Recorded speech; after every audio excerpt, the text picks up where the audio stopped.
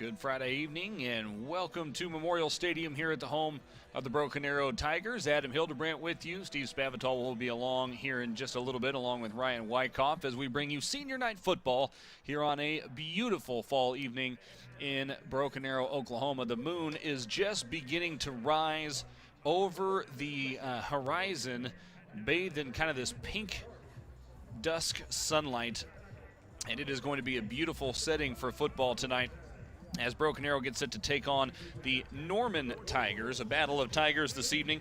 We'll see who can come out on top. But first, we will be honoring some seniors here on senior night. So as the festivities of that get underway, we'll take you down to the field level and the house speakers and let you carry through that. And we'll talk more football here in about 20 minutes or so. Thanks for tuning in. Here's a look at senior night here at Broken Arrow.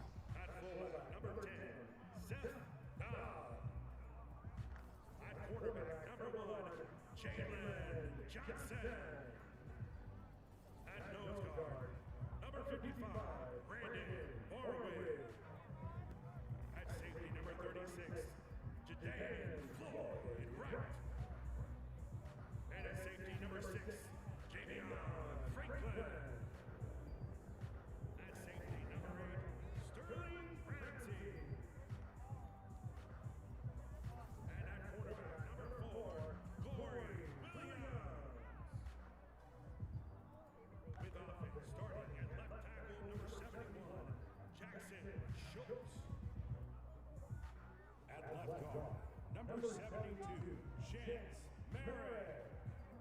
At center, number 7, Wyatt Alexander. At right guard, number 75, Riley Griffin. At right tackle, number 74, Talon Wheeler. At tight end, number 12, Griffin Stever.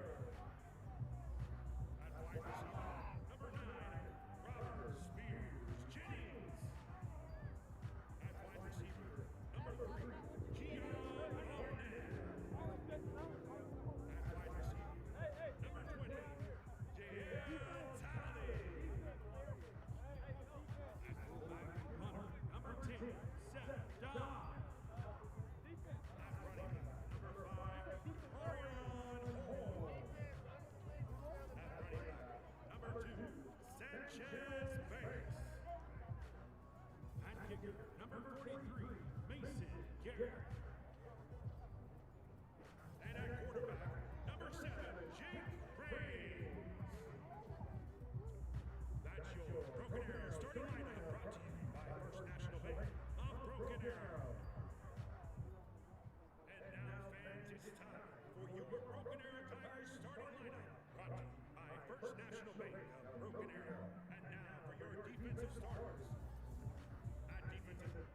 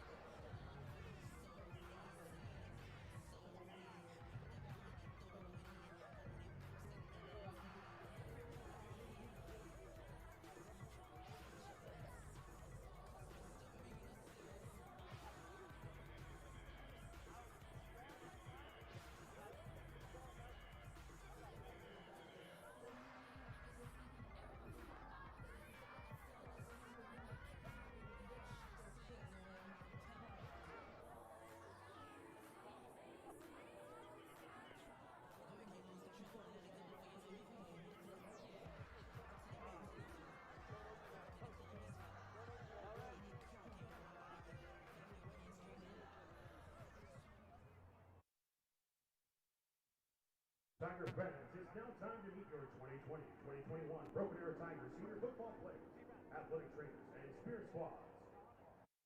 Starting with number 1, Jalen Johnson.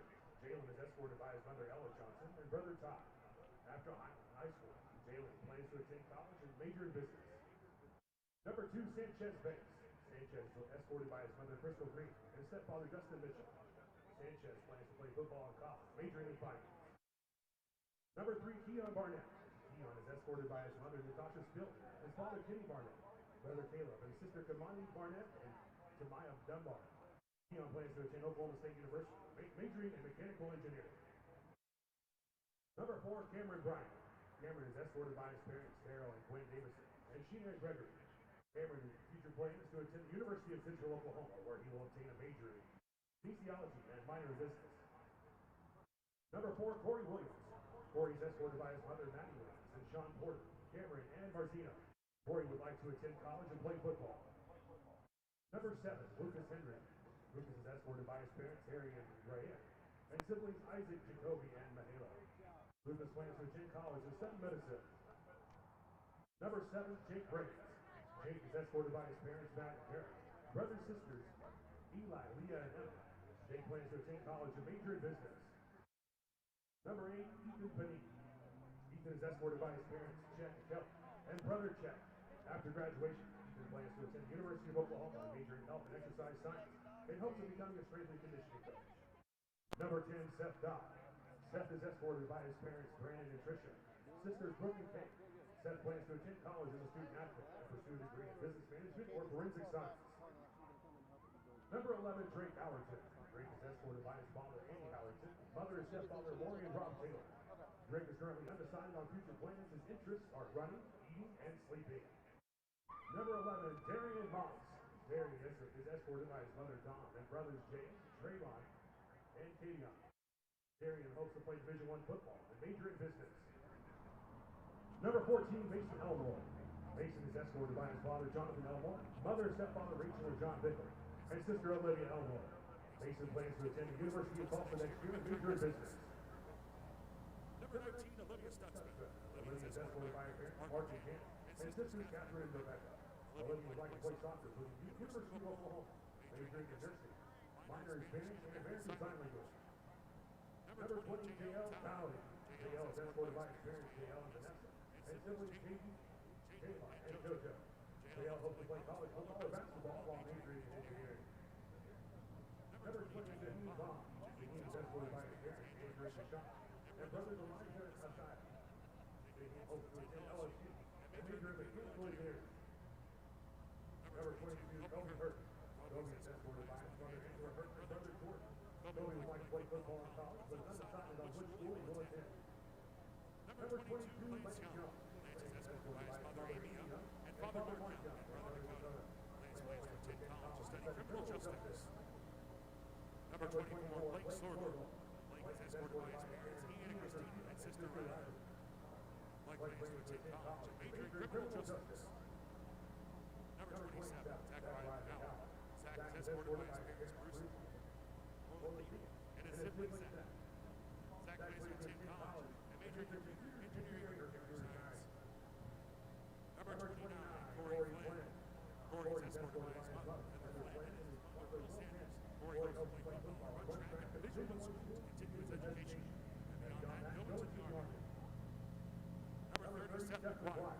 Seth is escorted by his parents, John and Mindy, and his sisters, Anna and Emily. Seth's future plans are to work while attending college at OSU or TCC. He plans to major in criminal justice, fire emergency, or medical technology, and become a police officer or firefighter. Number 37, Bryce Woodley Knox. Bryce is escorted by his parents, Jeff and his grandmother, Monica Woodley. After graduating, Bryce plans to attend the University of Oklahoma, majoring in minor in psychology. Number 40, Logan Dillon.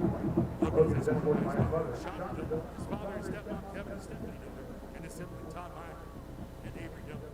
Logan plans on playing baseball in college. They continue on to pharmacy school.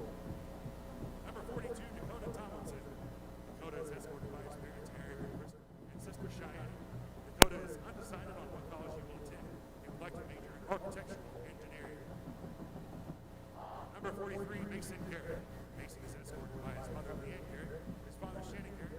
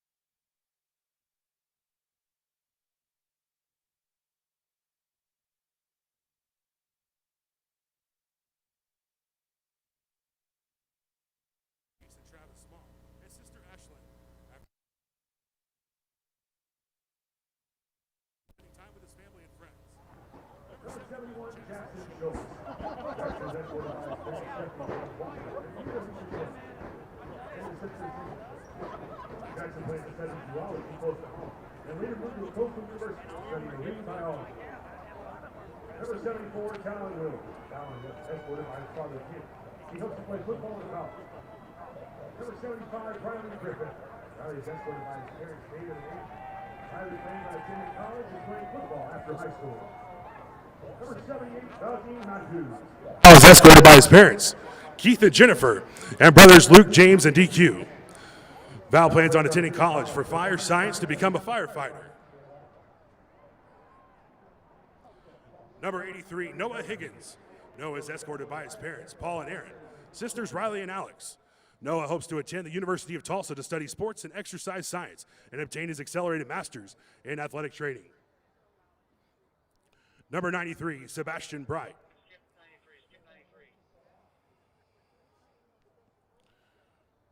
Now let's meet our sports medicine student assistant seniors. Jackie Hedgecock. Jackie is escorted by her parents, Kevin and Sharon Hedgecock, and her brother, Jonathan. She plans to study sports medicine and athletic training in college. Rihanna Lawhead. Rihanna is escorted by her mother, Amy Lawhead, Uncle Dale Lawhead, and grandmother, Pamela Hurst. Rihanna plans to study sports medicine in college. Our final sports medicine student assistant is Stephanie Luna. Stephanie is escorted by her parents, Jesus and Maria Luna, and her sister, Valerie. Stephanie plans to attend OSU and pursue an athletic training career. Now let's meet our senior Tigers, starting with Vanessa Barnett. Vanessa is escorted by her parents, Travis and Jennifer Barnett. Vanessa plans to study sports medicine at the University of Oklahoma. And Ashton Lowe. Ashton is escorted by her parents, Chuck and Kristen Lowe, and her brother, Liam. Ashton plans to major in nursing at the University of Central Oklahoma. Now let's meet our senior cheerleader, and Darnell.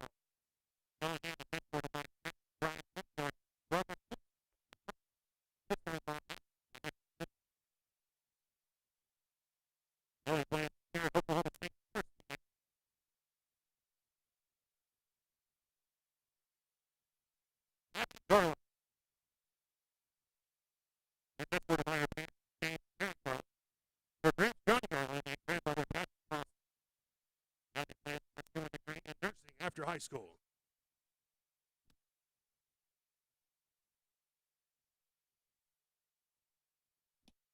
Next up is Kirsten Green. Kirsten is escorted by her mother and father, Jason Green, and brother, Lucas Green. Kirsten plans to pursue a physical therapy degree at Oklahoma State University and then attend medical school. Riley Grunoff. Riley is the daughter of Max and Julie Grunoff. She is escorted by her sister, Megan. Riley plans to attend the University of Oklahoma and earn a degree in interior design. Shyla Heatherly. Shyla is escorted by her parents, Craig and Shonda Heatherly, and grandparents Kenny and Judy Chalaki. Shyla plans to attend Northeastern State University and earn a Master's of Science in Physician Assistant Studies. Joel Jones. Joel is escorted by his mother, LaShawna Jones, sister Jada Moment, and friends of the family, Christina Ray and Katrina Ray. Joel's plans after high school are to cheer in college. Abby Lassiter. Abby is escorted by mother Cynthia Myers, father Eric Lassiter, and her boyfriend Brandon Zamaripa. Abby plans to run track and field in college. Brooke Martin. Brooke is the daughter of Jamie Baker and is escorted by her brother, Blake Martin, and grandparents Linda and Gary Wingo. Brooke plans to attend the University of Arkansas. Lauren Overholt. Lauren is escorted by her parents, Paul and Stephanie Overholt, and her grandmother, Janice Turner. Lauren plans to major in interior design at Oklahoma State University. Grayson Owens. Grayson is escorted by his parents, Raymond and Carrie Owens, and brother Brogan. Grayson plans to attend college and then on to the medical school. Peyton Ashley Seagraves. Peyton is escorted by her parents, Brendan and Miranda Seagraves, and siblings Skylar, Brooklyn, Avery, Wyatt, Cameron, and Jazzy. She plans to study dental hygiene in college. Evie Turner. Evie is escorted by her parents, Jeff and Tori Turner, sister Arden, and grandparents David and Sean Dickman. Evie plans to cheer at the collegiate level after high school. Ladies and gentlemen, show your Tiger appreciation for our 2020-2021 football, sports medicine, and Spirit Squad seniors.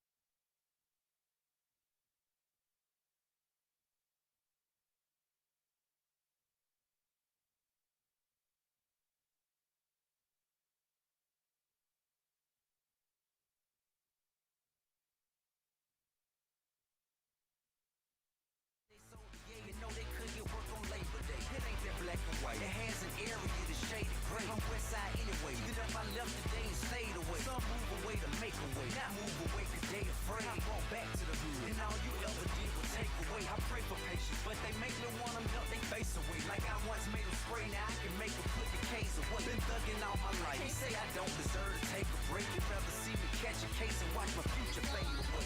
Case. That's right. Yeah. Okay. Yeah. Hey.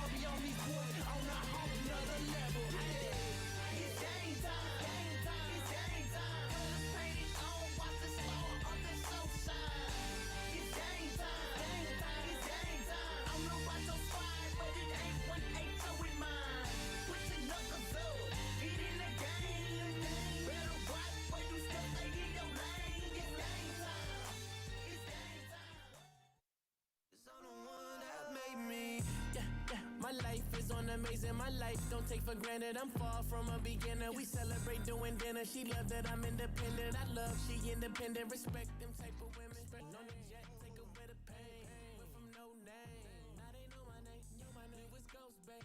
We was both way back on the charts. I know you missing me. If I could choose love or success, I would choose you over death.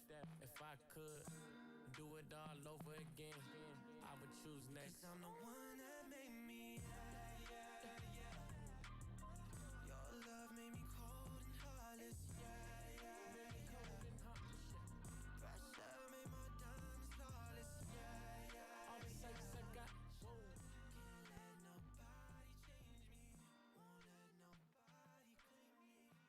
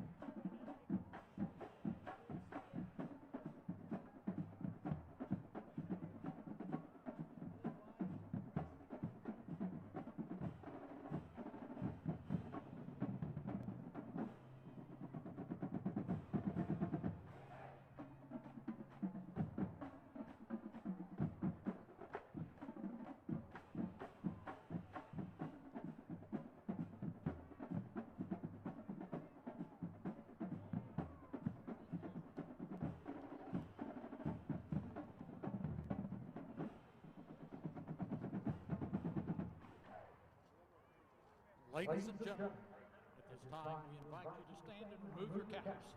Let all military men and women, active or veterans, render a salute to the flag of the United States of America as we honor those men and women who protect our freedoms both home and abroad with the playing of our national anthem. The colors are being presented tonight by the Broken Arrow High School Air Force ROTC under the direction of Lieutenant Colonel Walter Gagayeski. Commanding the color guard and carrying the American flag is Cadet Scarlett Brown. Carrying the Oklahoma flag is Cadet Jaden Alden. The guards are Cadets Grayson Smith and Lily Keys. Signing our national anthem for us this evening in the South End Zone are students Hannah Brass and Evie Schuler, along with their American Sign Language instructor, Matthew Cooper. Now, let our voices rise together as one nation and one flag, and honor America by joining with the pride of Broken Arrow and singing our national anthem, conducted tonight by Director of Bands for Broken Arrow Public Schools, Mr. Darren Davis. Please remain standing until the colors are retired.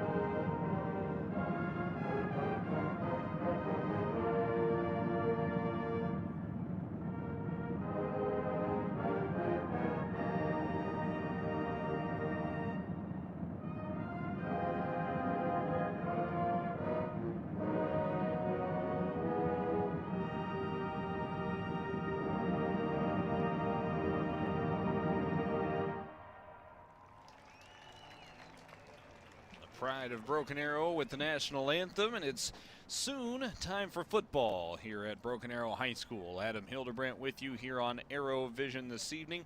Our live audio stream is now up and running as well as we get ready for Tiger football here on senior night.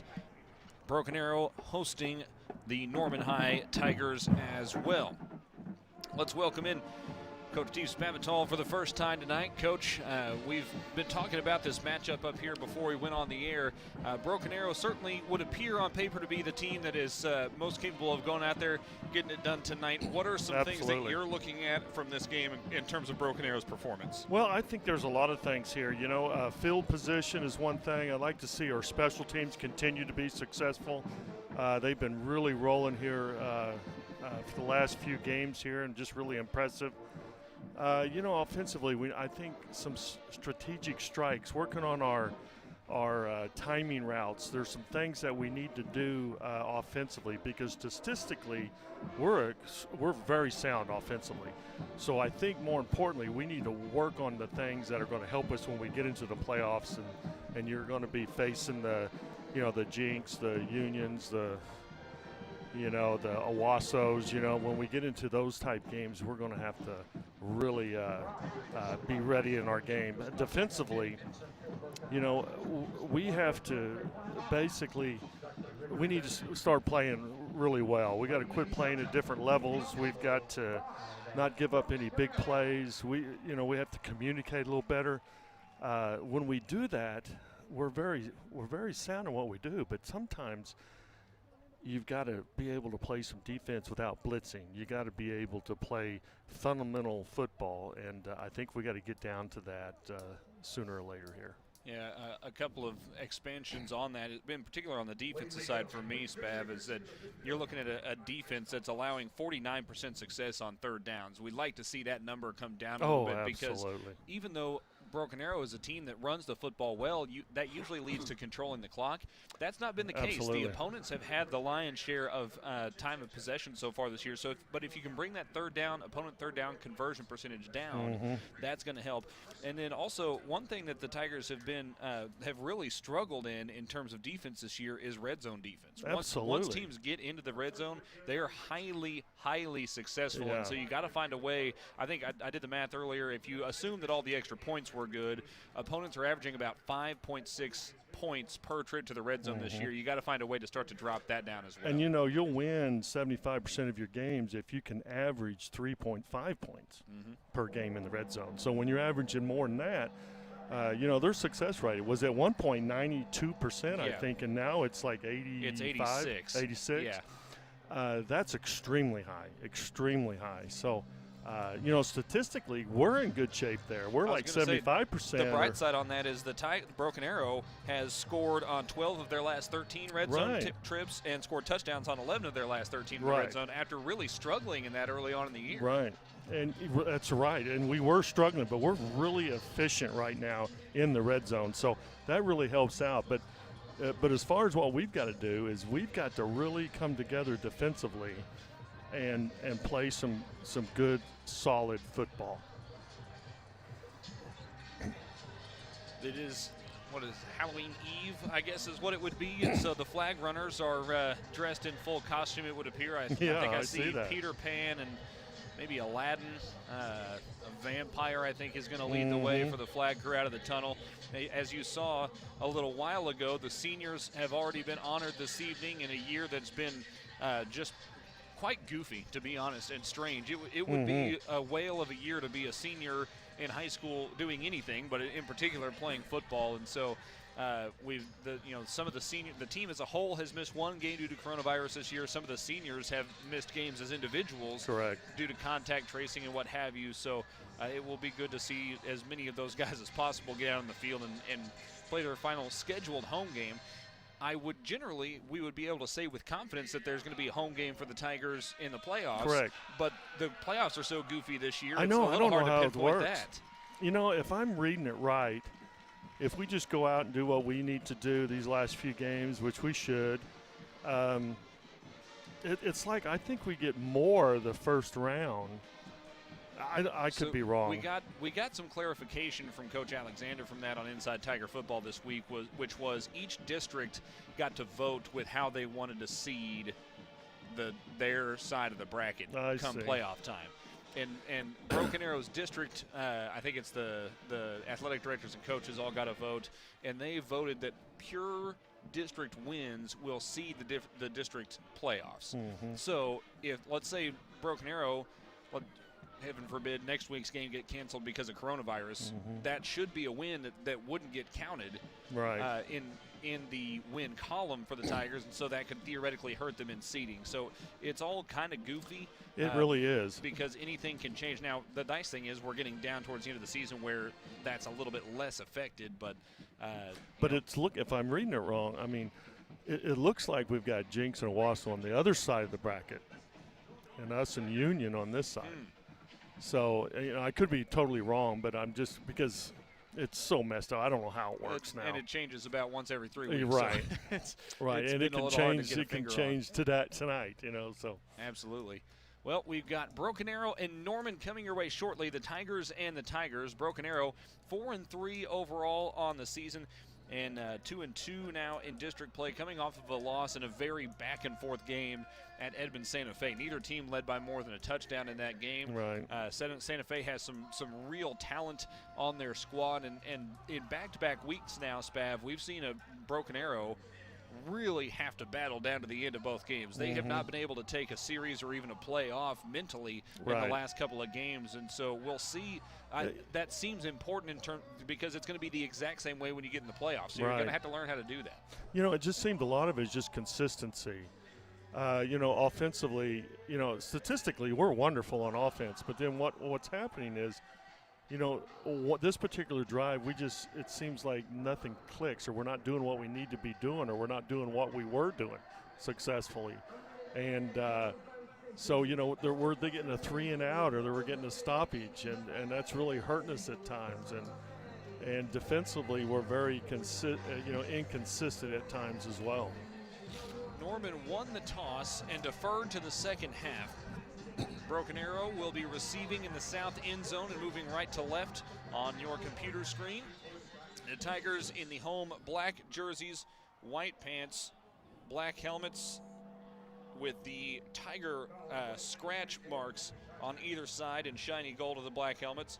Gold numbers and letters with white trim, Tigers across the front of the jersey for Broken Arrow. For Norman High, road white jerseys and pants, black helmets, black sleeves, and orange outline on the numbers. The kick is away. It is a high, short kick that's caught at the 23-yard line. Return up the right side across the 30-yard line. Far side, it's Dietrich Moore across the 40-yard line, spun towards the far sideline and brought down at around the 43-yard line. We have seen Dietrich Moore catch the ball as the up man a couple of times, and Coach says he's getting better and better at returning. Oh, you can see that. I mean, he's not afraid to return these short kicks. I mean, that's what makes him such a great threat, because he'll field those things, and he's got the speed to change field position on that. Speed, and he's really not the size guy that you want to try to tackle when he's coming full Exactly. speed at you. I mean, he's Exactly. a linebacker also, so he's a tough one to bring down. Love watching him run. Tigers have it 1st and 10 from their own 44, moving right to left with the ball in the far hash.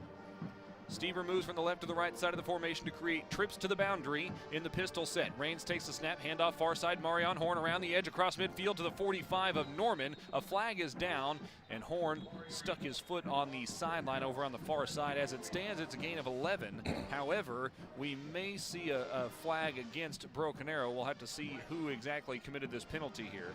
Well, that was one of my notes here, was on offenses to attack the boundary, and we just did it. And what we did is we took the wing, which is the tight end, off the line of scrimmage, and we moved them over to the boundary. And the difference is that they didn't adjust to that. So not only did we create a full man over there difference, it just, they couldn't block. I mean, they were a man short into the boundary. Full moon rising in the night sky on the eve of Halloween. Because the hold came 11 yards upfield, it's 1st and 9 now. Pass over the left side is too high and nearly intercepted. That ball flew right into the hands of a defender, but he could not bring it in. That was Luke Morrow who nearly had the interception, and Raines just a little high on his first attempt of the day. I think he's going to watch. I think he's going to look and see that flag route over top was fixing to be wide open, yeah.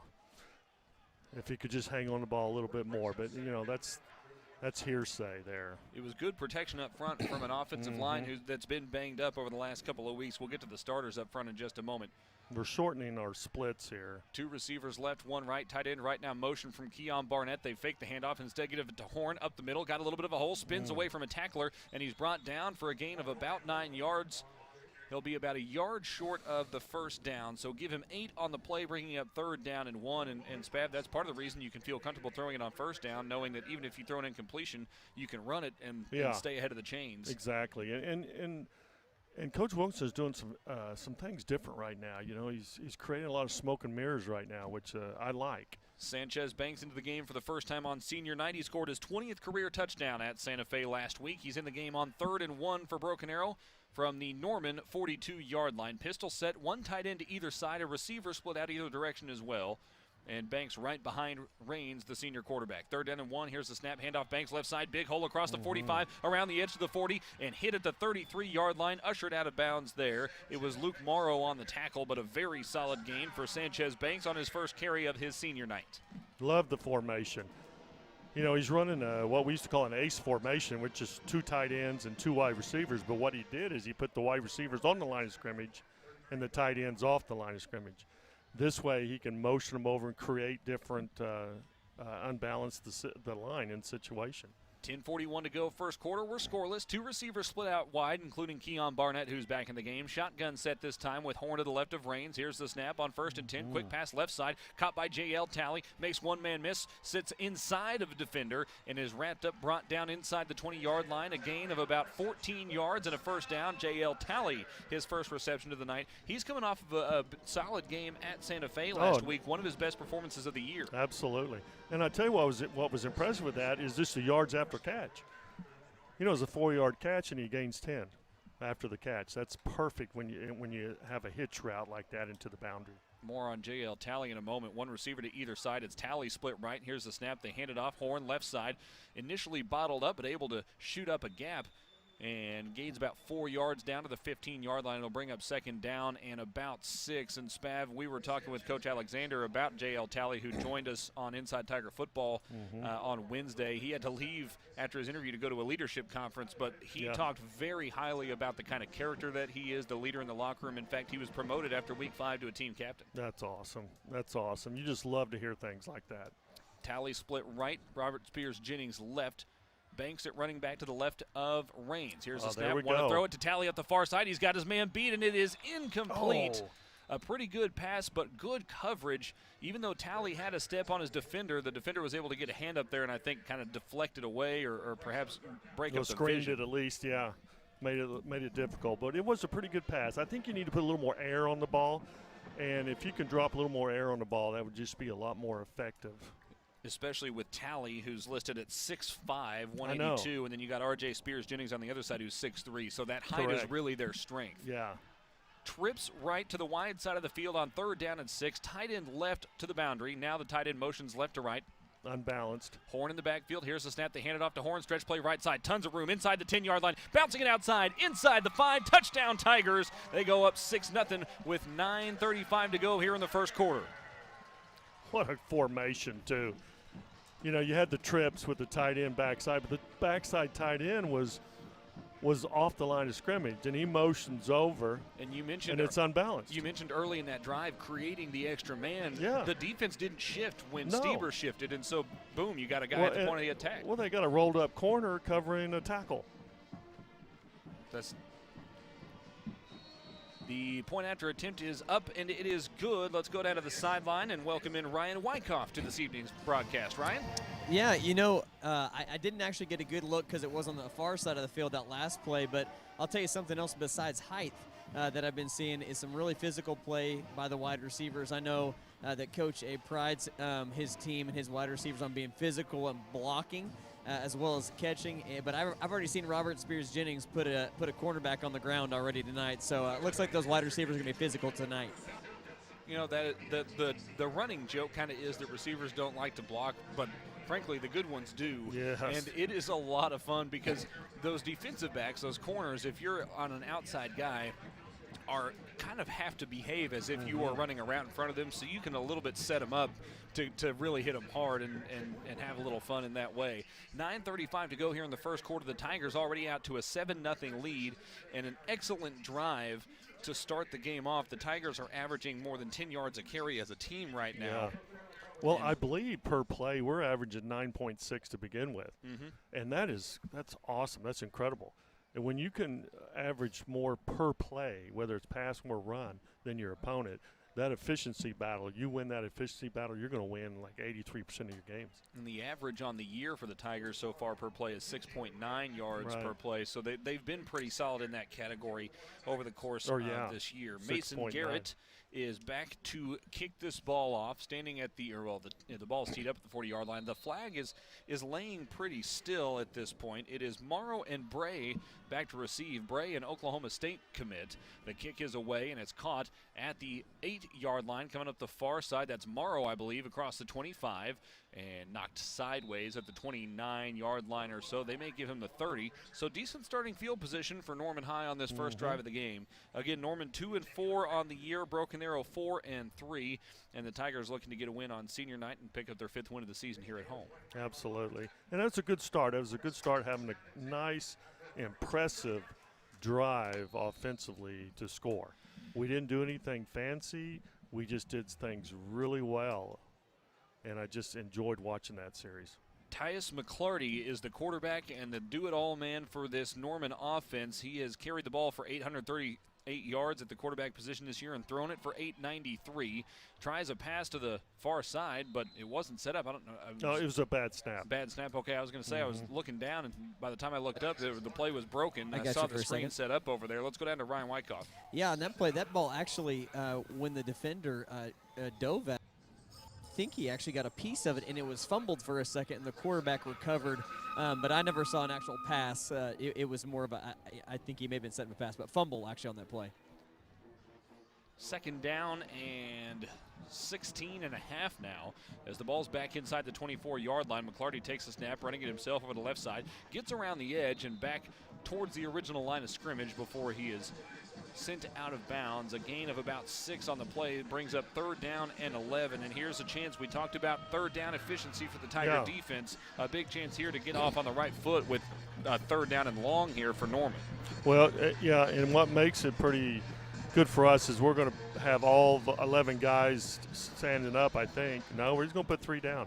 Split out to the right are Max Bass and Art DeLora. I believe it's Bray split out to the left on the wide side of the field, 3rd and 11. They fake the handoff, run over the left side, and brought down just shy of the 1st down marker is McClarty. He is quick on the tackle that time for Broken Arrow. I believe was Connor Willie. So it's going to be 4th and 1, right? 4th down and 1, and there is a Tiger down on the play. Oh, it doesn't look good. Try to get a number.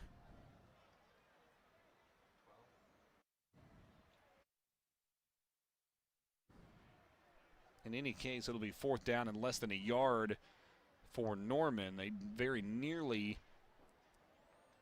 accomplished that 1st down there. 9:06 to go first quarter. Broken Arrow leading 7-0. Let's go ahead and take a short break. Again, 7-0 Broken Arrow leading Norman here on senior night. We'll take a short break and be back with more Tiger football in just a moment.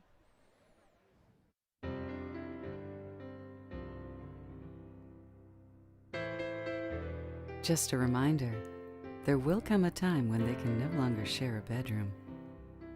That's why we have a complete array of home loans, so that dream of more space can come true. Right on time.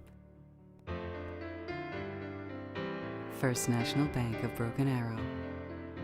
The right balance. Finding your happy place is something special and different for everyone.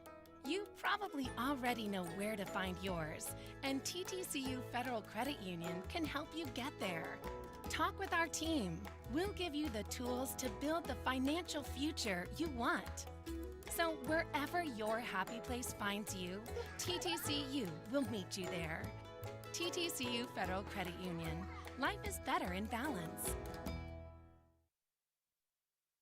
Dakota Tomlinson was the injured Tiger who's being helped off the field, not putting a lot of weight on his left leg, but hopefully certainly we hope for the best for him as he heads back to the sideline to get some treatment. And you never like to see a player get banged up, but especially a senior on senior night, you don't like to see. Yeah, and something that just hope it's not serious. The punt team is on, but there is no one back to return it. Punt safe return on here for the Tigers. The kick is away. It's a wobbly kick up the far side, running up the numbers, bounces inside the 25-yard line and takes a pro-Norman bounce inside the 19 before it was down.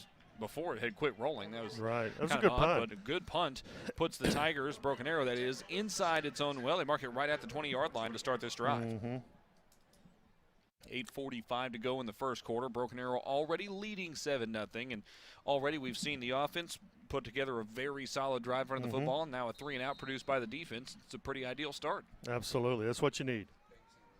Sanchez That's Banks what we need. In to run the football, presumably. He's at least in at running back.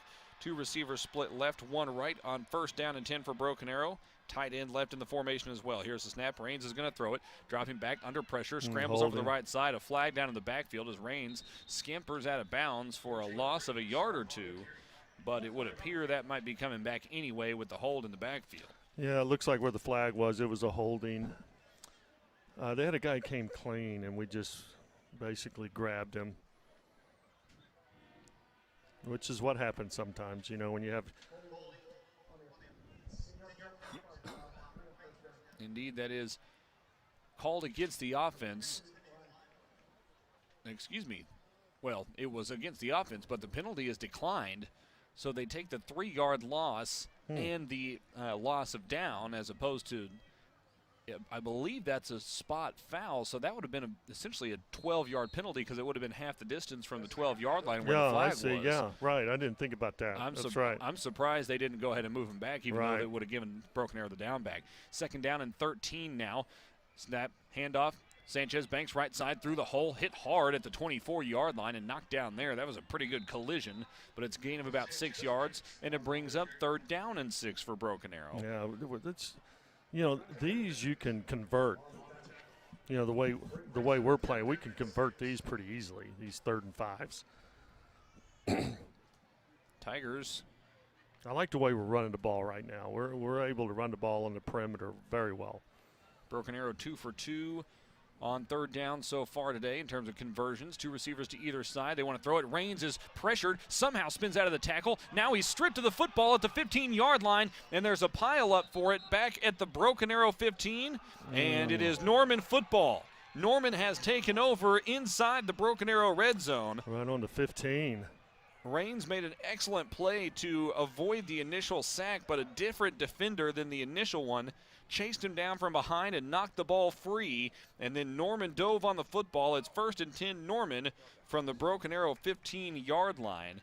There was a whole bunch of pressure immediately on that play. I thought he was going to escape it, too. He was escaping it, then he just got the ball knocked away. The turnovers, though, I think we're just +1 on the turnover factors or margin for this year, and it's something we got to really improve in is our turnovers. Here's a chance to improve that red zone defense like we were talking about before the game. Opponents this season, 86% coming away with points in the red zone. It's a reverse on the first play, 1st and 10 up the left side. That's Bray, who's knocked out of bounds around the 8 or 9-yard line. It's a gain of about 6 for Jaden Bray, the Oklahoma State commit on the reverse going around the far side. That was a good call. I mean, that was a good call to have, but it was a great tackle, open field tackle there on the boundary. Bray 6'3", 190.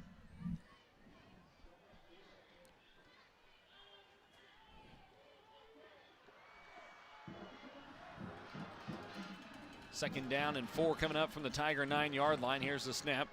Tyus McClarty taking it himself, trying the left side. Not a lot of room. Dropped down for about a yard.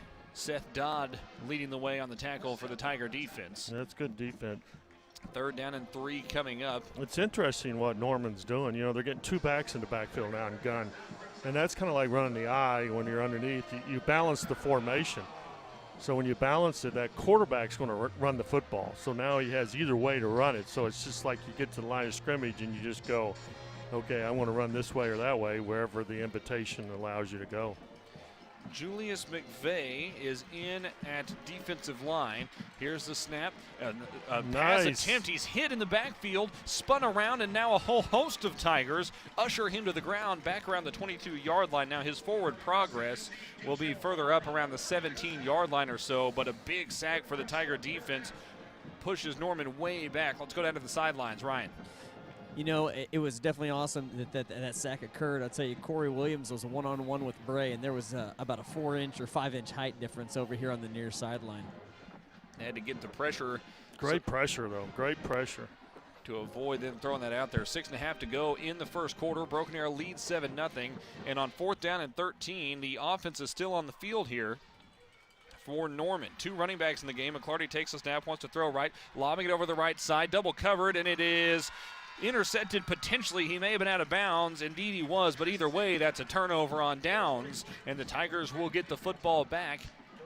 Great series. At around their 18-yard line. I mean, coming off a turnover and giving Norman the football on the 15-yard line and coming back with an interception or 4 downs on this, that's unbelievable. That's great defense. That was Corey Williams, who very nearly had his 2nd interception of the year. And normally, Spav, you'd say on 4th down, knock the ball down. Yes. But if he had intercepted that in the end zone, that would have actually gained the Give Tigers 20 2 yards, yards yeah. because they exactly. get it now at their own 18.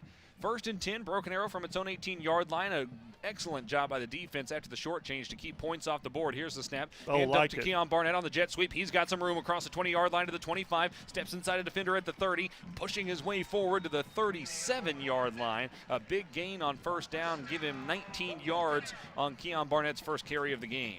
I just, I can't say enough about Coach Wilkinson right now.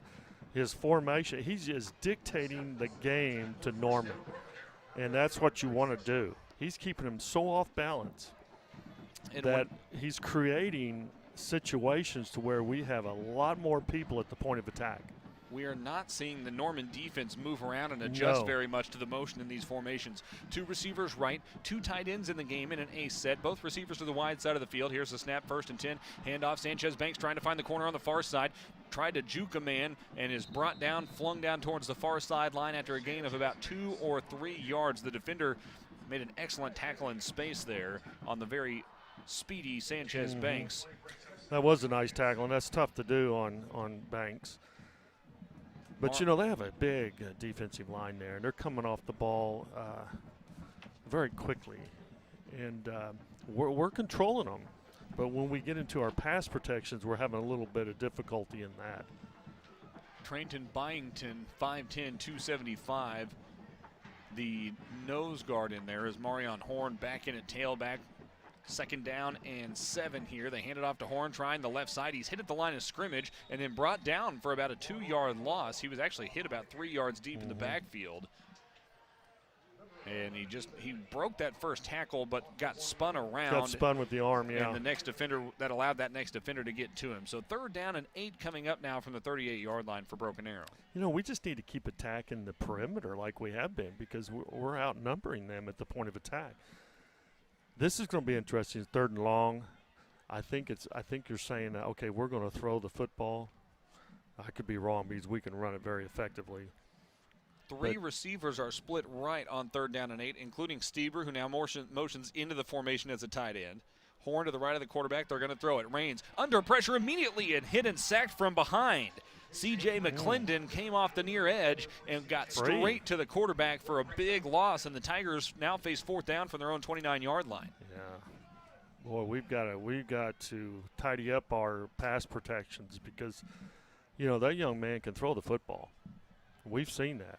We have to give him time to be able to throw that football. The last 2 times he's dropped back, he's been hit immediately or had pressure immediately. 4th down and 17 now. The snap is back. Dodd's punt is away. That looks like a good one. It's a line drive kick. Bobbled at the 40-yard line, but I think the returner was able to get a hand on it. That's Bray that was back to return it, and that nearly went sideways on him. But he was able to corral it, and the Tigers drop him immediately at the 40-yard line. Yeah, that was close on them. The coverage team was right there, too, so he had about a half second to corral that football and barely got it done. And, you know, I know what he's trying to do. He wants to field the punt, basically, because those type of rugby punts can roll forever. And, you know, so by doing what he did, even though it was pretty dangerous, he's got the ball at the 40-yard line. 1st and 10, Norman from its own 40. Broken Arrow leading 7-0. 3.5 to play in the first quarter. A little bit of a low snap, but they get the handoff made to the running back, who covers over the left side. That was Javen Jackson. Dietrich Moore on the tackle. It's a gain of 5. Make it 6 out to the 46-yard line. 2nd down and 4 coming up. That was just a typical, zone play basically to the running back. That's quite unusual. Most teams don't have that much success with us on that. Jackson, the 2nd most carries on the team at 47, but still nearly 60 carries behind McClarty on the year. This play had tried over the left side. It'll be a 1-yard loss. McClarty trying to keep it himself and just didn't have anywhere to go as they tried to run into the boundary. Well, they dictated it. You know, the backs on the same side. You know, it's like we knew what they were doing. You could see us rolling up and doing something. So there was a tendency somewhere down the line what they had. 3rd down and 5 for Norman with 2:34 to go here in the first quarter. Norman so far 0 for 2 on 3rd downs tonight. From their own 45-yard line, here's the snap. McClendon rolling right, wants to throw. It's caught in the flat at the 47, but he's hit immediately and brought down. The pass complete to the near side to Max Bass, but he only gained about 3.5 yards. It'll bring up 4th down here for the Norman offense, and it would appear the offense is staying on the field. 4th and 1. 2 minutes to go here in the first quarter. Broken Arrow leading 7-0. Norman has already attempted to go for it on 4th down once today and failed. 4th down and a long one. 3 down linemen for the Tiger defense. McClarty in the shotgun. One running back to his left, 2 receivers to either side. Now he drops back. Looks like a Purdue punt here, and the punt is nearly blocked, but he got it away. It bounces inside the 30-yard line and is brought down at the 25, down at the 25-yard line. That was very close to being blocked on that Purdue punt. Somebody came right up the middle. Let's go down to the sidelines and Ryan Wyckoff. Yeah, just an injury update.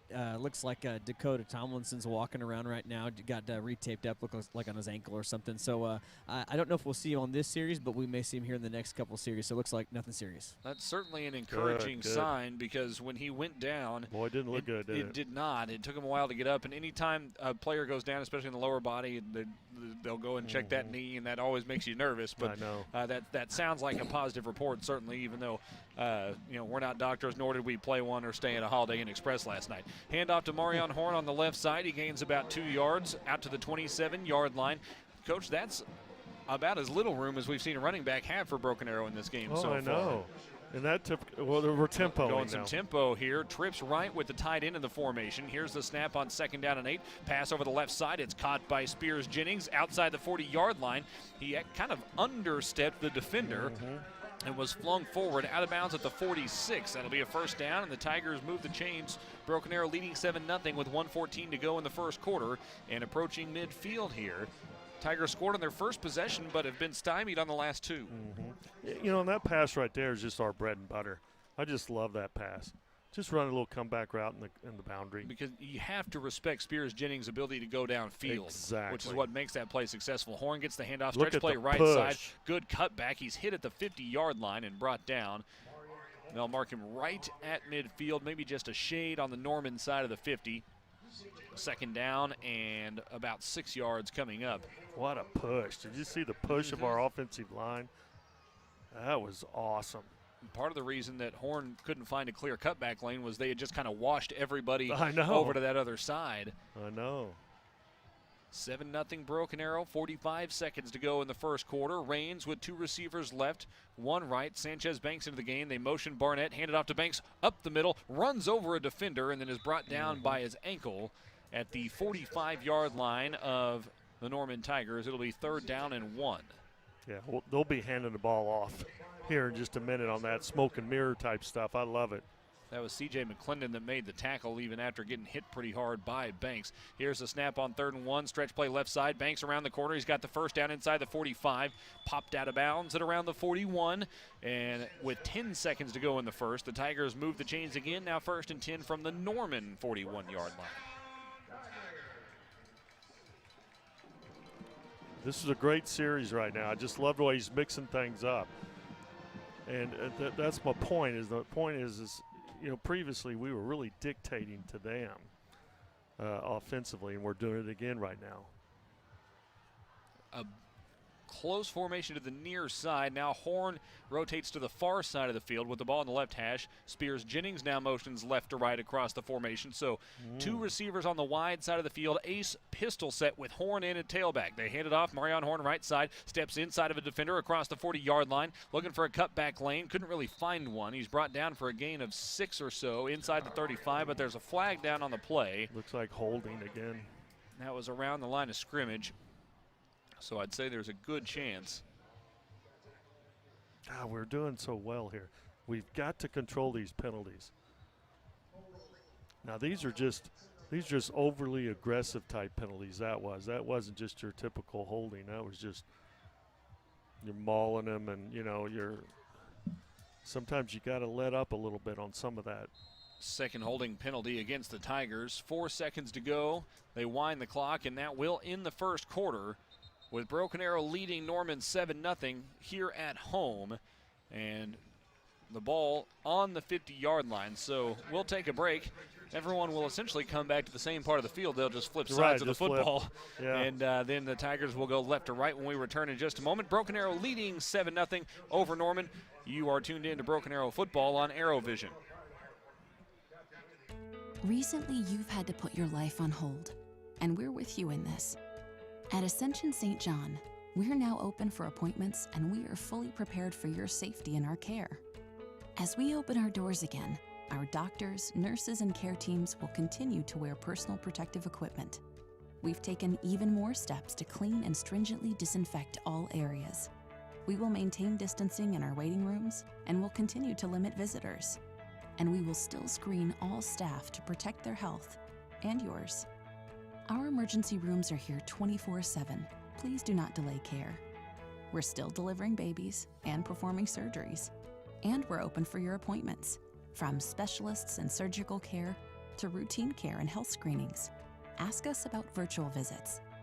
Ascension St. John continues to care for you, as we have been for almost a century. Thank you for trusting us.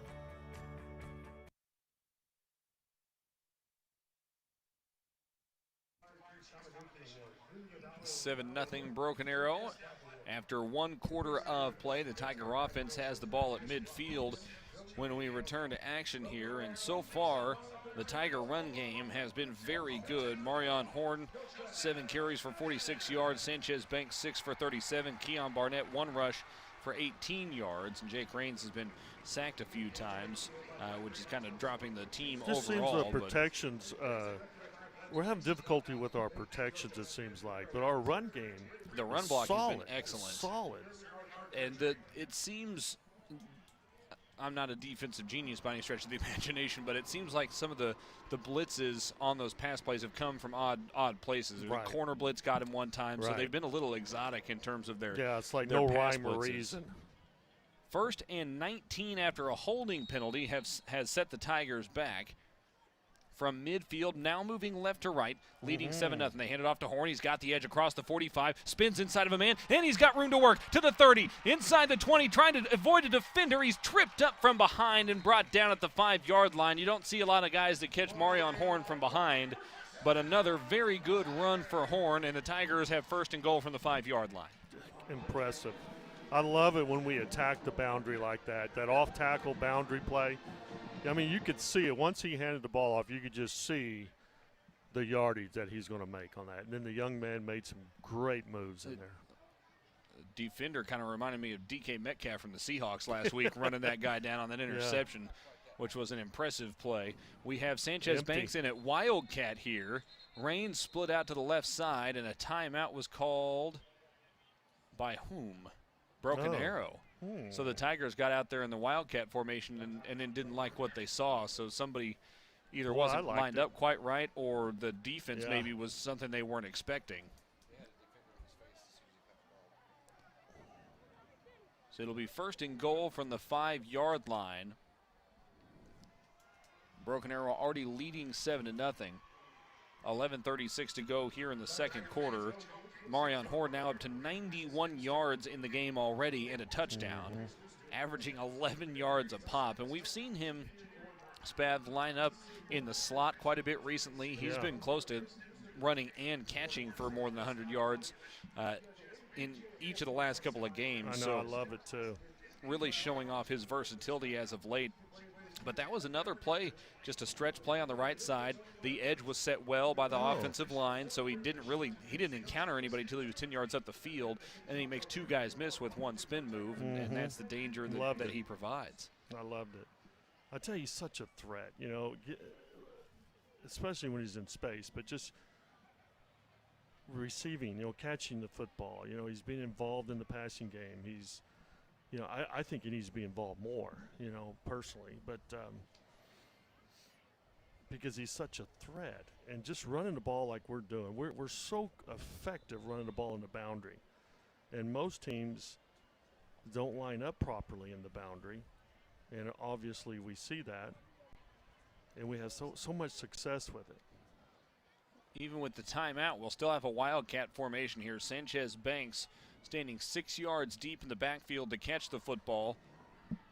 Griffin Stieber, the tight end, is lined up as kind of an H-back to the right. It looks like Will Hyde is in there as a tight end as well. 3 receivers left. They snap it to Banks, trying the left side of the line. He's hit at the line of scrimmage. No room to work that time. It'll be 2nd and goal from the 5, and we'll get some new personnel in here. Who is that coming into the game for Broken Arrow? That, I think, is a 3rd tight end. Shane Wyatt, who's listed as a sophomore linebacker, is in there as a 3rd tight end in this formation. So Stieber, Will Height, Yeah, we and Wyatt are all in there. Oh, look, we unbalanced the line.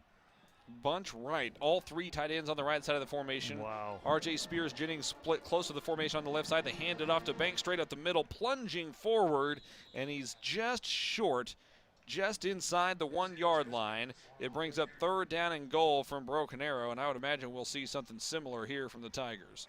Let's go down to the sideline and Ryan Wyckoff. Yeah, I'll tell you, on that last play, Banks would have been in the end zone. I think he just had a slight trip there. I think the hole was there, but he just got tripped up there about at the 3 yard line.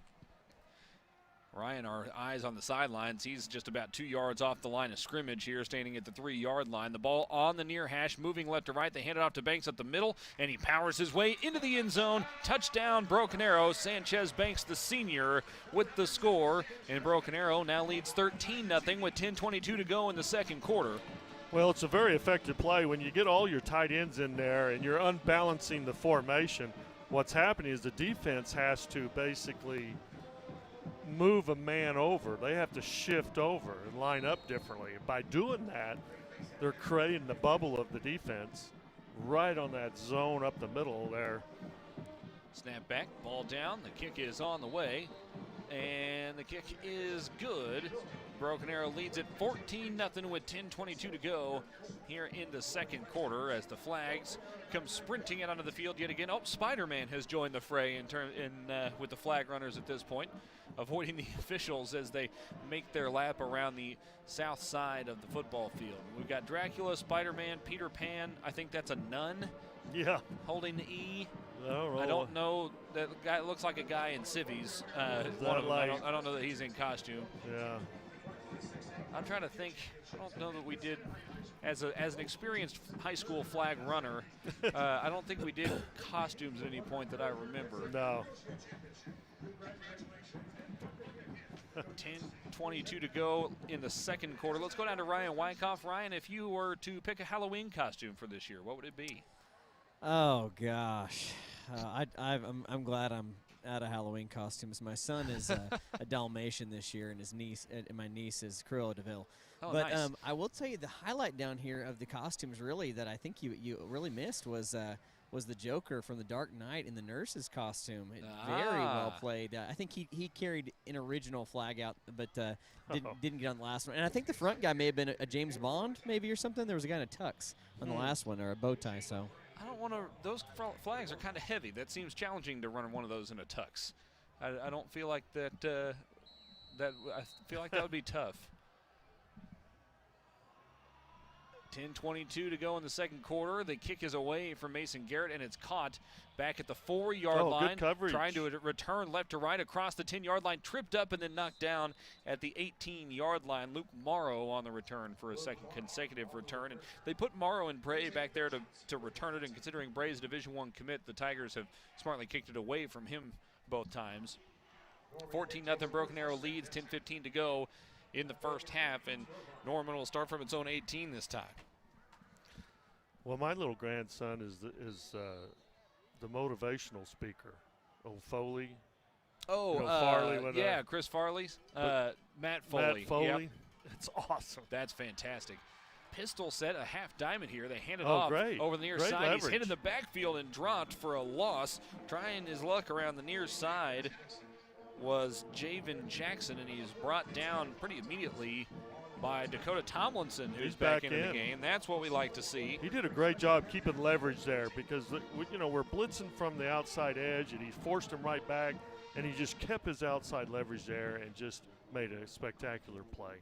Second down and about 14 after the loss. Now back at the 14-yard line. Two receivers right, one split to the left side. That is Bray, I believe, on the near side. They fake the handoff, pass to the right side. No, that's Bray over there that made the catch, and he's immediately brought down for another loss of about a yard. Back to the 13-yard line. The Tiger defense absolutely swarming right now. It's now 3rd down and 15 from Norman from its own 13-yard line. Well, I think, they had the numbers over there, but not one of the receivers blocked one of our guys. Generally speaking, for a wide receiver screen to be successful, you do need the other receivers to block. But we did a great job on it, too. Trips left on 3rd down and long. Here's the snap. They hand it off over the near side. trying to stretch it out towards the sideline. He's hit, spun sideways, and then gang tackled at the 15-yard line. That was Jackson on the carry again.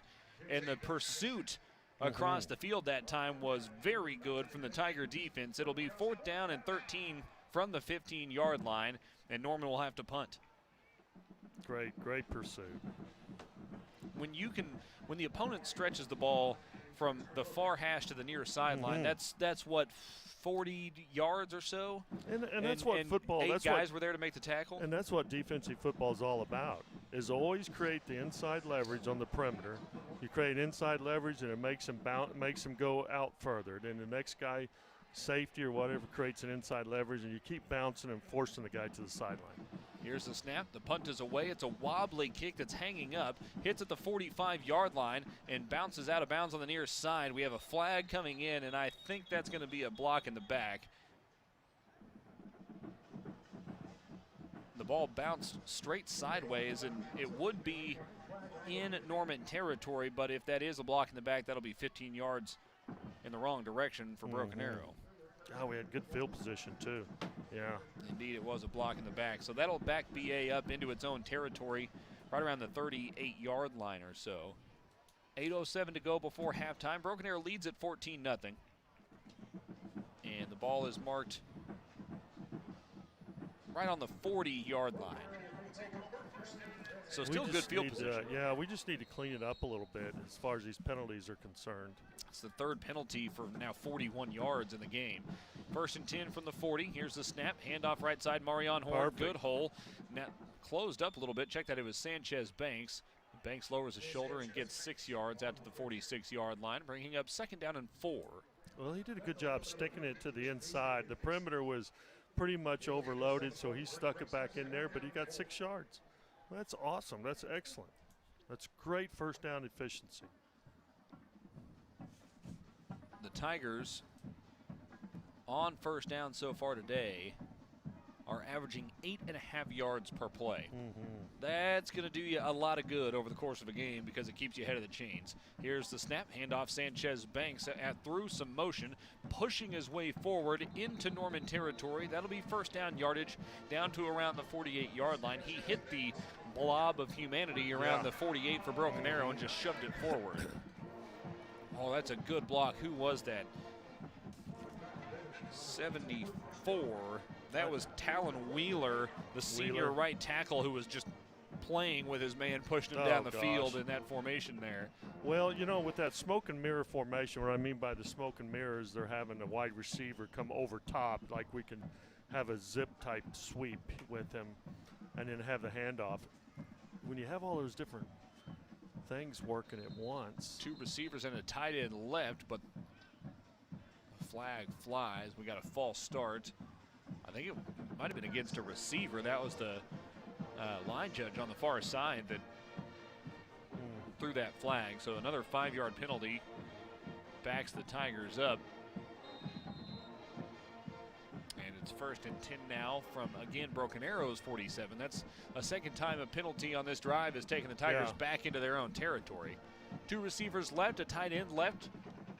Ball on the Tiger 47, moving left to right. They hand it off straight up the middle, and not a lot of room to work that time for Sanchez Banks. He maybe got a yard falling forward out to the 48. Yeah, we're wearing them down quite a bit right now. This game's going to get out of hand here pretty soon. Just the fact that we're wearing them down, but we're just doing an excellent job offensively here. This is a defense that is certainly. I know it's 2nd down and long, but you know, you're going to get these little 5-yard penalties. It's these 15-yarders we got to cut down on. A defense that has given up some yards on the ground this year. They tried to set up the screen to Marion Horn. He is hit immediately for a loss of about a yard. That was C.J. McClendon on the tackle. McClendon's kind of been everywhere for this Norman defense tonight. He's made some nice plays.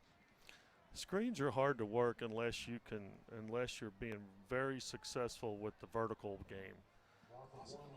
If you can throw deep, it opens up your screen game. We really haven't seen Broken Arrow throw deep tonight. They may have been trying to a couple of times, but the pressure prevents it. That's my point. If you can't throw deep, the defense, you can see they're all on the line of scrimmage almost.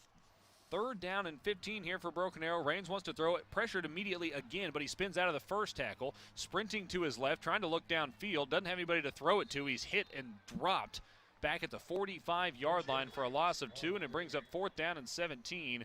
There's a Norman player down on the 43-yard line near the hash mark. And that's Byington, who is getting up and trying to work his way off of the field under his own power.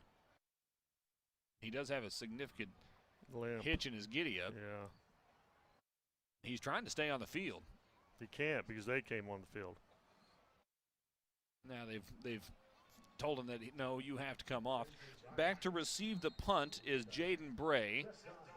Dodd back to punt. Dodd stands at his own 32. Bray back at his own 17. Dodd's punt is away. A laser spinning kick over the near side. It hits at the 22-yard line and bounces the wrong direction outside the 25 and down to around the 26-yard line.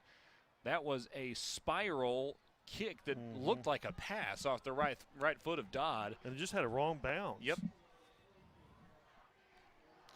I tell you, some of these punters now in the NFL, if you watch them, they're getting so good at having the ball bounce back, like when they're kicking it into the coffin corner or in the goal line type area. Tress Way, who's out of Union, is an excellent punter for the Redskins. He's been with them for a while, and he punted one last week that hit on about the 3-yard line, and it hardly even bounced. It bounced sideways like 3 yards. I was like, how do you even do that? You just kicked the ball 40 yards. Well, sometimes they just kick the point of the ball. They turn the point down. I'm like, God, that's got to hurt. 1st and 10 Norman from its own 27-yard line. They hand it off straight up the middle. That's Jackson, who's met and dropped. Maybe a yard gain. Coming up to hit him was Sterling Ramsey, and he met him hard. Let's go down to the sideline and Ryan Wyckoff. Helmet sticker came off the helmet, fellas. Sheesh. The helmet sticker flew off on that last tackle. That's when you know the force has been applied in the contact there. Sterling Ramsey with the big hit. 2nd down and 8. Rolling to his right is McClarty, looking to throw, now launches it down the field. He had him in behind the defense, but it's intercepted at the 37-yard line. Going up to pick it off was Corey Williams, his 2nd interception of the year. The receiver was behind the zone initially, but Williams was able to kind of course correct there and go up and high point the football and take it away. Well, he was covering the outside guy, and he saw it. He was just waiting for him to throw the football. He did a great job. You know, the whole point is the quarterback should have thrown to the underneath route. It was wide open. You're going to get it. You probably get a 1st down. But now he's going for the home run ball, and Corey just sniffed it out. It's the old take what the defense gives you. He didn't do it, and Williams made him pay the 5th interception of the year for the Tiger defense. 4.5 to play before halftime. The Tigers back with it. Handed off to Horn. Jukes him in after a 10-yard gain, and now flinging his way forward. They kept trying to spin him down, and he stayed on his feet. Gains nearly 20 yards all the way out of the Norman 41-yard line. Another strong run from Marion Horn, who already has a 45-yarder today. Tempo. And the Tigers going tempo. Trips on the far side of the field, which is the boundary side. They hand it off to Horn again. He spun sideways, but able to sneak forward for about a 2-yard gain down to the 39-yard line. 2nd down and 8 coming up. 4:10 remaining before halftime. Broken Arrow leading Norman 14-0 here on senior night. Keon Barnett out of the game. Generally speaking, when he comes out, that means there's 2 tight ends in the game for Broken Arrow. Well, no telling with Coach Wilkinson. He's running all kinds, and he is running with 2 tight ends. They're both off the line of scrimmage, too. Spears Jennings split left. JL Talley split right. Here's the snap. They fake the handoff, wanting to throw right side, dumping it off at the 30-yard line. It's caught by Spears Jennings, who is coming on a drag route all the way across the formation, and it's a gain of about 10 yards and a 1st down to the Norman 28-yard line. You know, they actually defended that pretty well. But it was just a great throw by Jake because he threaded that needle in there and then made a great catch. And Jake worked through his progression well there. We could see in the replay going 1, 2, 3 and finally found a man on the 3rd option there. 1st and 10 from the 28-yard line of Norman for Broken Arrow. Already leading 14-0. Jake Raines takes the snap, hands it off. Marion Horn right side looking for the edge. Couldn't quite get there cleanly, but he's still brought down for a gain of about 4 yards down to the 24-yard line. Yeah, it's still very effective what he's doing.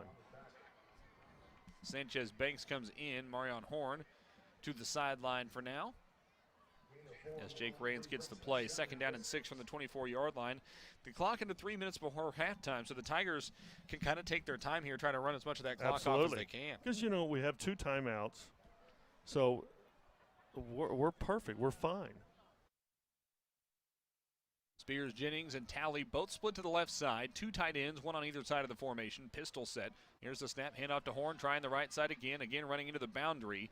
And check that was Banks, excuse me. He gets out of bounds at around the 21-yard line, so give him 4 more. It brings up 3rd down and a long 2, maybe 2.5 yards to go. Yeah, and stopping the clock. So now it's 3rd and short. I would imagine that we'll see Sanchez Banks tote the football here again on 3rd down and short. Talley, no, check that. That's Spears, Jennings left. 3 tight ends bunched to the right side. Running back to the right of Rains in the shotgun set here. Here's the snap, handoff to Banks, trying the left side. Sidesteps a man at the line of scrimmage, and he powers his way forward for a 1st down, all the way down to about the 15-yard line. He was never more than about 2 yards from a defender, but they created a nice little pocket in the hole there, and he just worked his way up. When you unbalance, like I said, the defense has to shift over too, and they change the bubble or like you said, the pocket.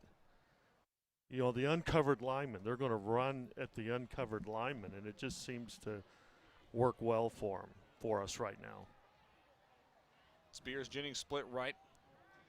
2 tight ends left and 1 right. And now Rains under center. This is a new formation we haven't seen. Spears, Jennings motions. They hand it off at the middle, and Sanchez Banks is met about 2 yards behind the line of scrimmage and pushed backwards. Again, C.J. McClendon leading the way defensively for the Norman Tigers. 1:45 to go before halftime. Broken Arrow leading 14-0, but now facing 2nd down and 12 from the Norman 17-yard line. You know, typically when we run that formation, we usually run the power game, but we didn't even attempt to run the power. You know, we had 2 tight ends, a flanker, and then we had 2 backs. You know, we just call it type pro, and that's just one of those formations where you just want to get dirty, get your pants dirty, because you're going to come play hard-nosed football. 2 receivers split left, 1 right on 2nd and 12. They fake the handoff. Rains rolling right, sends it towards the end zone, nearly caught, but incomplete. Right at the front pylon. It was intended for Griffin Stieber. He attempted the left-handed one-handed catch and just couldn't quite haul it in. It was kind of a laser from Rains. He zipped it in there. Well, I tell you, he had pressure right off the bat. You know, pressure off the edge. He was sacked on that pressure before. The back just chipped him enough to let him escape and let him throw that ball right there. The Tigers have been 5 of 8 on 3rd down so far tonight, but this is one of the longer ones they've faced. 3rd down and 12, leading 14-0. Trips left, now motion from Stieber into an H-back spot on the left side. Shotgun set, Rains takes the snap, looking left. He's got some time, throws it to the left side. It's incomplete. Very well covered over on that far side, as it was intended for Talley. On the coverage on the far side that time was Luke Morrow, and it brings up 4th down and 12. The field goal unit will come on for the Tigers. Makes you wonder if there's communication problems, you know, with the receiver and the quarterback on that one. Dodd will be the holder, Mason Garrett to kick. This will be a 33-yard attempt, as long as 40, so he's got plenty of leg. Oh, yeah. Right in the middle of the field.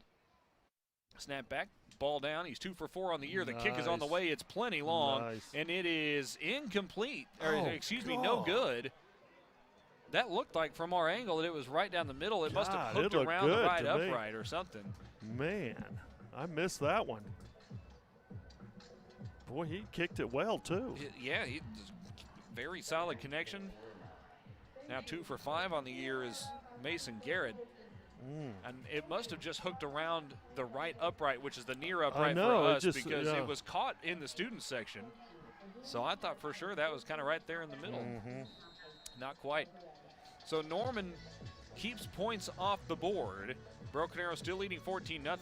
Can Norman do anything with this last minute and 5 seconds before halftime?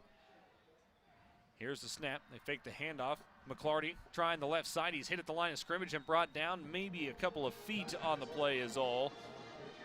The Tigers have really kept Tyus McClarty in check. McClarty averages about 140 yards per game on the ground. Right now he has no yards. He is net 0 on Right. the game. Well, we're forcing him to bounce out, and then we're supporting the edges really well with our safeties and linebackers. It's really impressive, especially our safeties. 2 receivers split right. I don't think Norman's going to try to score here. The clock's already down to 25 seconds. McClarty takes a snap, hands it off straight up the middle, wrapped up immediately and brought down for a gain of about 3 was Javen Jackson. He fell forward but was hit at the line of scrimmage, and with just 12 seconds left on the clock, I would imagine that'll be the last play of the first half. They'll probably run it out, yeah. Norman gets the ball coming out of halftime, so there's no reason for them to try to do something silly here and make a bad mistake. No, you don't want to do that when you're just down 14-0.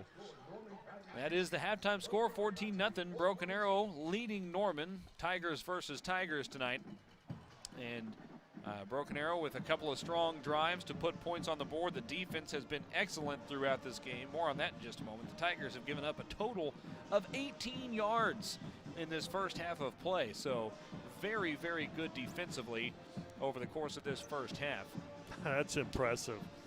Meanwhile, you have a quarterback quarterbacks average how many yards? 140 a game on the ground. And then on and passing? then 149 through the air. Let's go down to the sideline real quick, and Ryan Wyckoff, who's with Coach Alexander. Coach, your defense is having some real success out there. What's aiding to that? How are you getting there? Well, we're lining up correctly. We're getting in the right gaps, when we're making the running back bounce, right? And we're getting to the quarterback. We're getting, making him hurry his throws. They've had a couple runs. The quarterback's a really good football player. We just need to keep him behind the chains. And it seems like you've been having some success and are wearing the Norman team down when you're running. What can help to get that pass game going? Yeah, that's the perfect question. They've got a beat on our protection, right? They know they're blitzing from the backside, and they've got a mismatch on us out there. We're going to have to change our protection up a little bit, right, to give them a couple curveballs, and if we'll pick it up, we'll have guys open. Thanks, Coach. Have a great second half. Thank you, Ryan. Ryan Wyckoff, Coach David Alexander on the sideline, and Spav. Something that he said there stood out to me is that Norman has a beat on the protection for Broken Arrow. How do you adjust to that in the second half and try to switch that up? Because we've seen immediate pressure on several occasions. Yeah, and well, we'll discuss that more as we head towards the second half. In the meantime, we'll bring it to halftime festivities. Broken Arrow leading it over Norman 14-0 here at the half.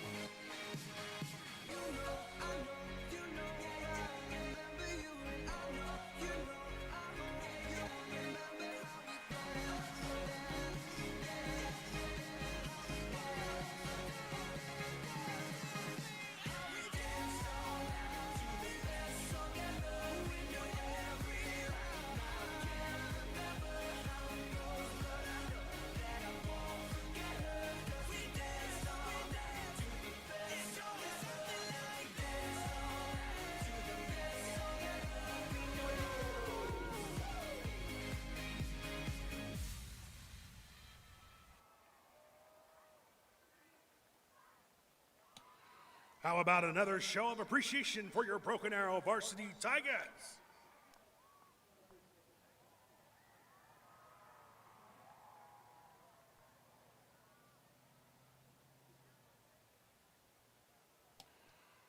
And now coming on to perform their band dance routine, which they will compete with the Class 6A Game Day Regional at Choctaw on November 7th, is Broken Arrow Varsity Cheer.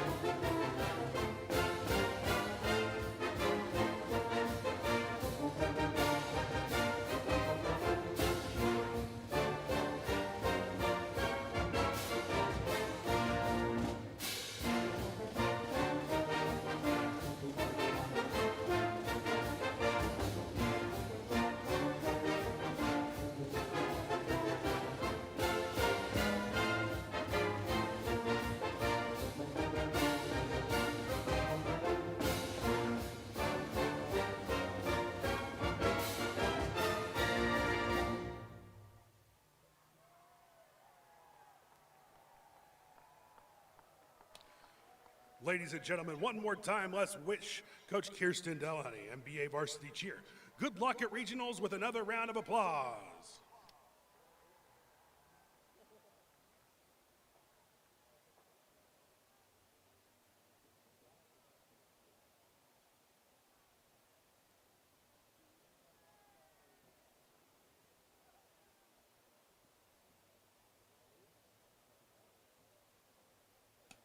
The Pride of Broken Arrow is a 27-time overall and 18-time defending OBA state champion.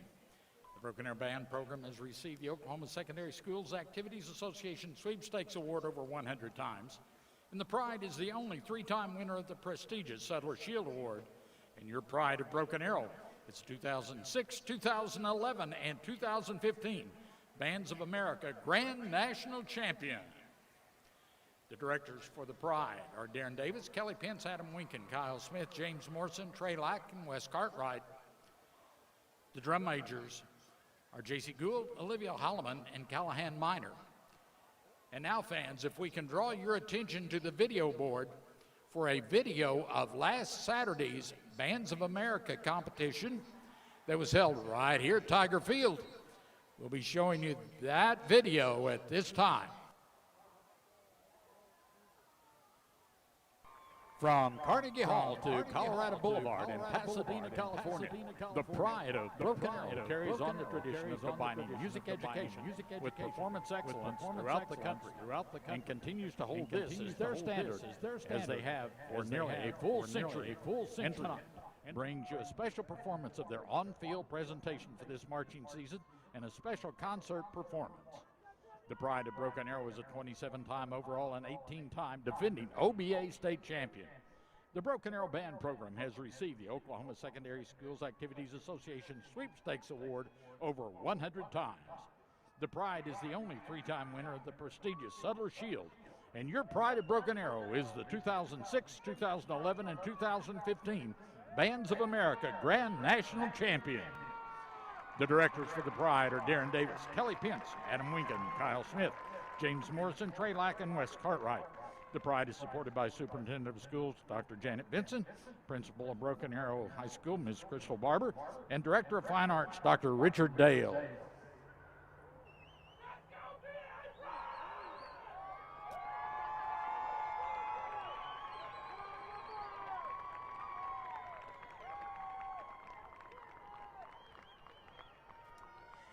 Joining us from Broken Arrow, Oklahoma, please welcome the Broken Arrow High School Marching Band. Broken Arrow High School show is titled The Show Must Go On and features the music of iconic British rock band Queen. Music for All is proud to present drum majors J.C. Gould, Olivia Holloman, and Callahan Minor, and the Pride of Broken Arrow.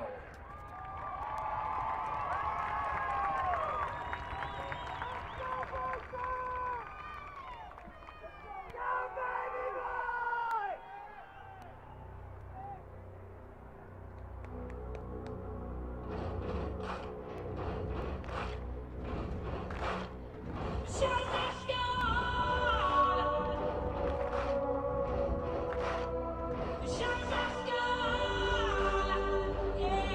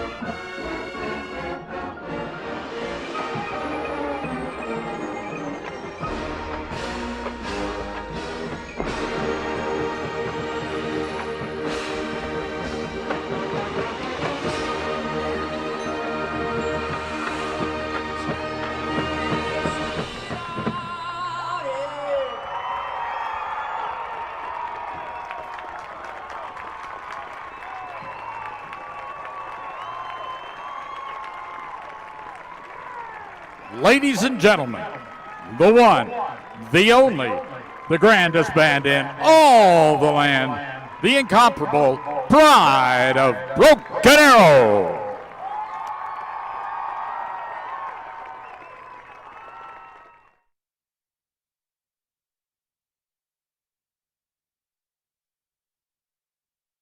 Tulsa Community College, Bobby Parasotto of Chenoweth & Cohen Realtors, Whataburger, First Baptist Church of Broken Arrow, Chick-fil-A, Santa Fe Cattle Company, Los Cabos, Charlie's Chicken, Domino's Pizza, Oklahoma Joe's, and BA Assembly Church.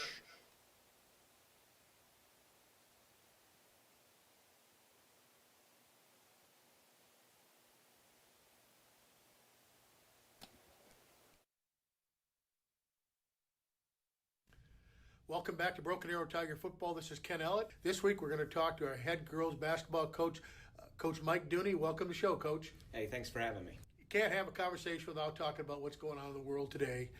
The COVID-19's really, it's going to be in the history books. I mean, something we're going to read about someday. How have you guys worked through it? Is it going okay?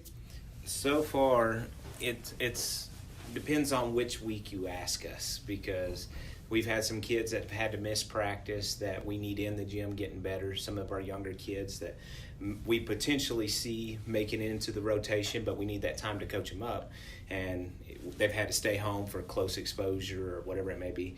In the gym, it's not affecting us too much. We wear our mask. We do a temperature check every time they come in. We keep socially distanced 6 feet apart. When we can, we separate the drills as much as we can.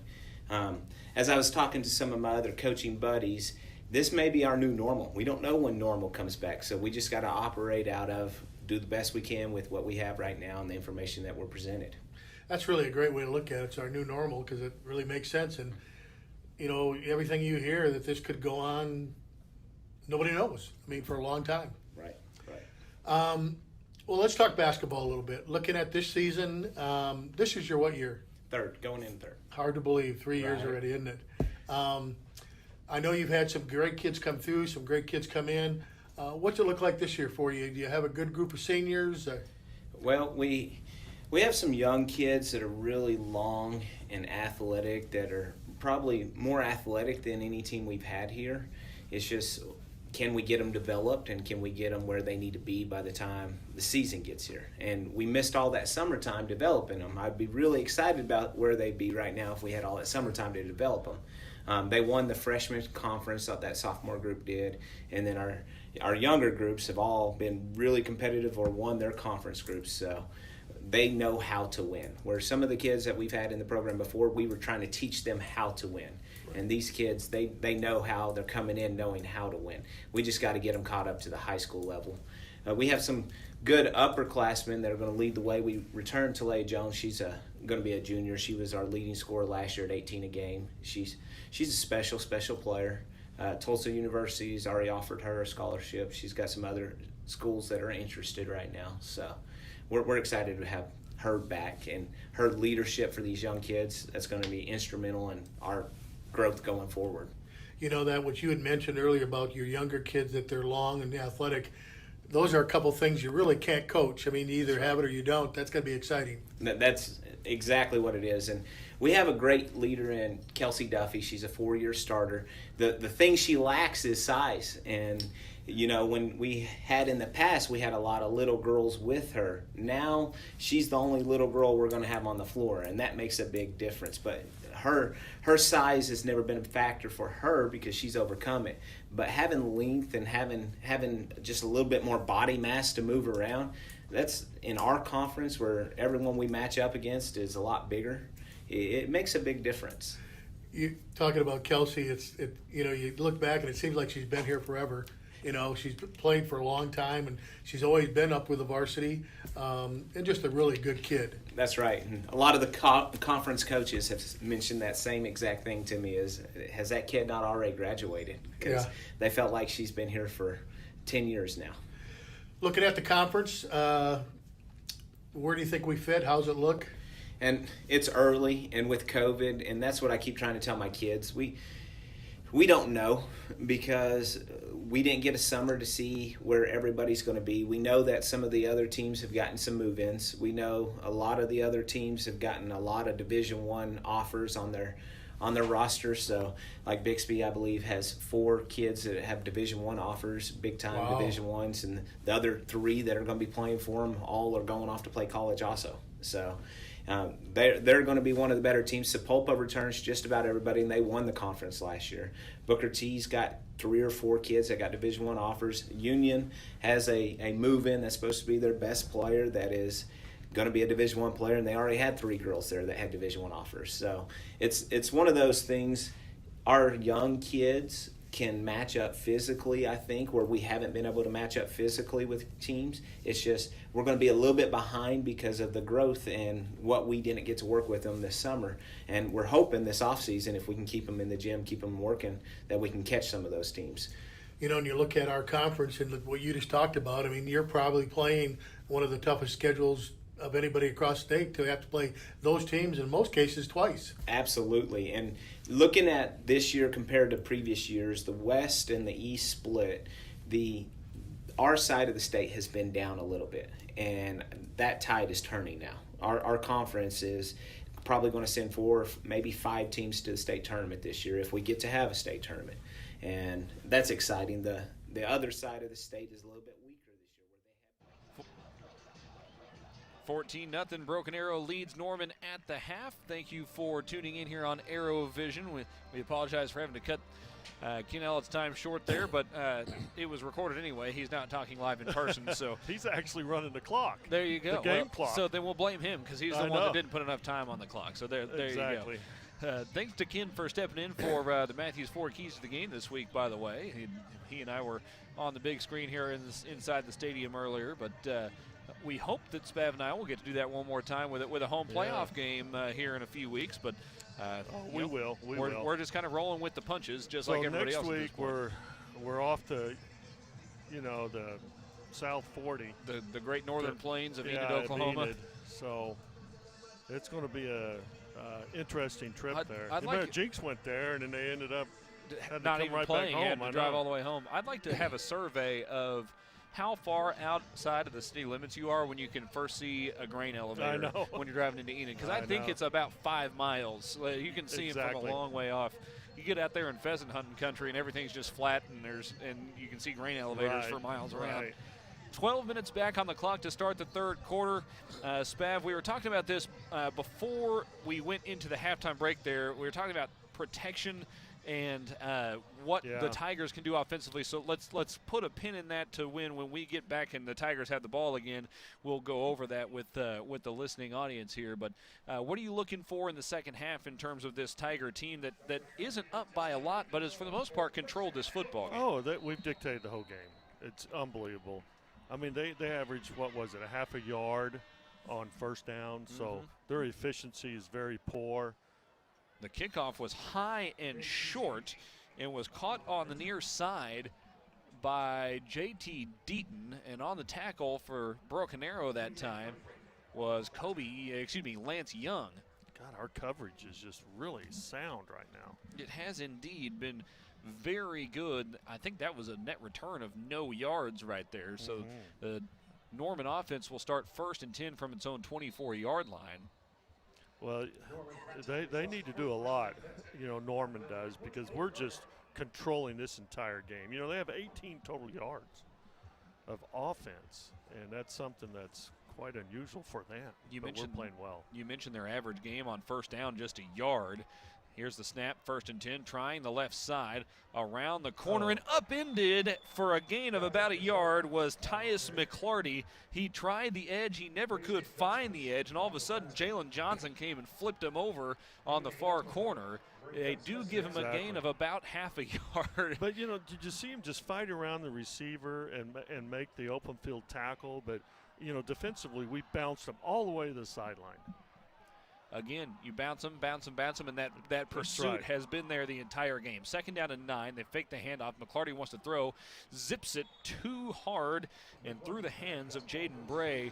They tried a little in and back out route on the far side there, and Bray was open, but he couldn't hit him. 3rd down and 9 coming up a shiny full moon in the night sky here on Halloween Eve in Broken Arrow, Oklahoma. The light shining down on the turf here at Memorial Stadium, and the Tigers looking to make Norman 0 for 5 on third down attempts today. Here's the snap. They fake the handoff. McClarty takes it himself. He's hit at the line of scrimmage. Maybe got a yard out to the 21-yard line, and it brings up fourth down and 8.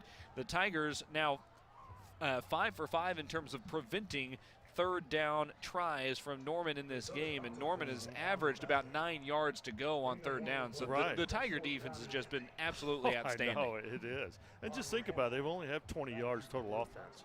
Well, they just got 2 yards on 3 downs. Keep in mind, there was a point in this game where Broken Arrow was only up 7-0 and turned the ball over on its own 15-yard line. The Tigers forced. But those were our mistakes, you know? But the Tiger defense was able to keep points off the board. Correct. There. It would have tied the game. Exactly. The punt is away. Marion Horn is back to receive. It actually hits a Norman player on the fly at the 45-yard line and is down at the 40-yard line.